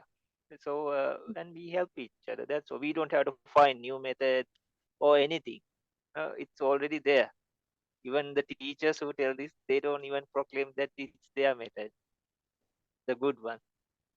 They say like, no, this is Buddha's method, no? So from different things also, I just feel like what Buddha has taught makes sense. Because when you see other things and all going through, no, like they even kill each other for religion matters, right? And you don't know which is which, no? So we are not putting them down, but a lot of question marks arise, no? Uh, so yeah, just like I used to read many books before selecting Buddhism and all. Then not because I'm just a monk, no. So, but you have all these questions, no. Then one people say it is this, and the other people say it is that, no. And you think like which is the right one, no? Because if you say something else, they would be very offended, and they say that their thing is right, no. And some people would even fight for that, right? And the other people say that yeah. And then there's another like who have like a vast range of things, and they say like they are so true, right? And in the history of things, the people have been fighting even in modern days, right? Because religion and ethnicity are two things that people can be motivated to even like kill each other. These are very personal things, no? So if you like find imbalance and like promote things, like they can really fight each other. But whole idea of religion or spirituality or anything was not like that, no, to bring peace and harmony, unity. No, it's the opposite, right? So yeah, at least we find a way, like we are not special or we are not some special group or something, no. Uh, so but at least we should have the ability to practice in harmony and peace, no. So let's give it a try and see, let's see what happens. Yeah. В общем, Бханте вторник ожидает вторника, потому что наконец появится возможность практиковать. В общем, он подробно рассказывал, что кто-то ему сказал, что уже год мы вместе практикуем. Он такой посчитал, действительно, 49 встреч уже было. Говорит, а где практика-то? Мы все время только говорим. В общем, говорить можно очень долго, да. Мы можем, например, часами говорить про то, чтобы там выпить стакан воды, если начнем рассуждать там, а что это за чашка, а что это во что в чашке, а как на это все влияют там планеты, и звезды и все остальные процессы. В общем, можем очень долго объяснять, но просто взять и выпить воды это очень просто. И насчет практики он тоже надеется, что вначале, конечно, будут какие-то объяснения, там, может быть, насчет метода и так далее, но в целом больше уделить именно практической части, и, может быть, там вопросы, если будут, их обсудить, но, может быть, со временем вопросов даже станет меньше, и мы можем просто собираться и практиковать вместе. То есть воскресенье – это такое время для вот дискуссий, обсуждений, если кто-то не согласен, может что-то там еще спросить дополнительно, поспорить, а во вторник постараемся именно уделить время практике, может быть, время ограничим, чтобы было 2 часа, потому что это рабочий день и не всем удобно. Ну и главное, чтобы у нас был такой мирный и не сектантский подход. То есть не то, что мы там только вот у нас какой-то один правильный метод, и только его надо практиковать. В общем, любой метод, они все должны в итоге пересекаться. Да? Если этот метод работает, они все идут в итоге, вот как в горе, можно с разных сторон подняться на гору, да, и можно там с южной стороны на северную перейти и так далее. То есть не обязательно, что только по южной или только по северной. Если ты по одной пошел, то по другой уже не можешь. Вот и с методами, они вообще все должны объединиться в итоге и прийти к одному, да, то есть и от других традиций мы можем учиться, там, например, если человек практикует шавасану, да, можно использовать это положение для наблюдения частей тела, да, и шавасану легко практиковать, можно где угодно это делать. Вот, и если мы, опять же, почему важна практика, потому что даже если мы, например, если человек практиковал, достиг каких-то состояний, а потом что бы с ним ни случилось, даже какой-нибудь там несчастный случай или что-то, эти состояния не так легко забываются, и они могут сохраниться и поддерживать, в общем, поддержать его там, состояние и так далее, что с ним будет после смерти.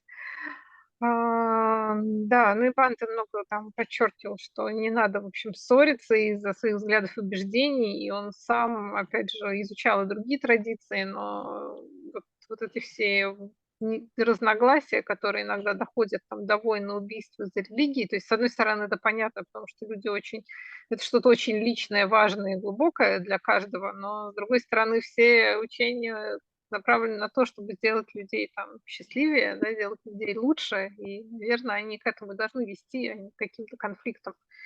И надеяться, что мы тоже как-то без конфликтов сможем просто уделить время практике во вторник. Это то, что я запомнила. что не запомнила, то узнаем во вторник.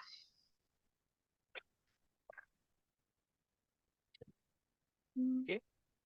Окей, so мы можем заканчивать, да? Да. Правильно, And добавить please, нечего. Yeah, so probably that's Спасибо. all for tonight. Thank you Спасибо, very Бханте. much. And and yeah, please hope to ask, see- sorry, one more.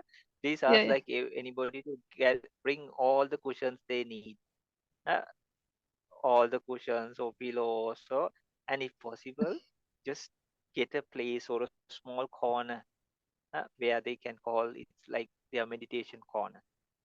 So they can practice in peace. We'll give whatever I have experienced, or go even I can share all these things. No, like if somebody's really going deeper.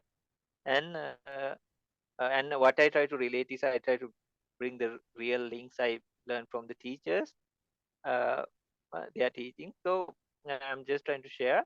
So if possible, ask them to bring all the cushions, and I can tell the stupid things I did, no, so they don't have to do it.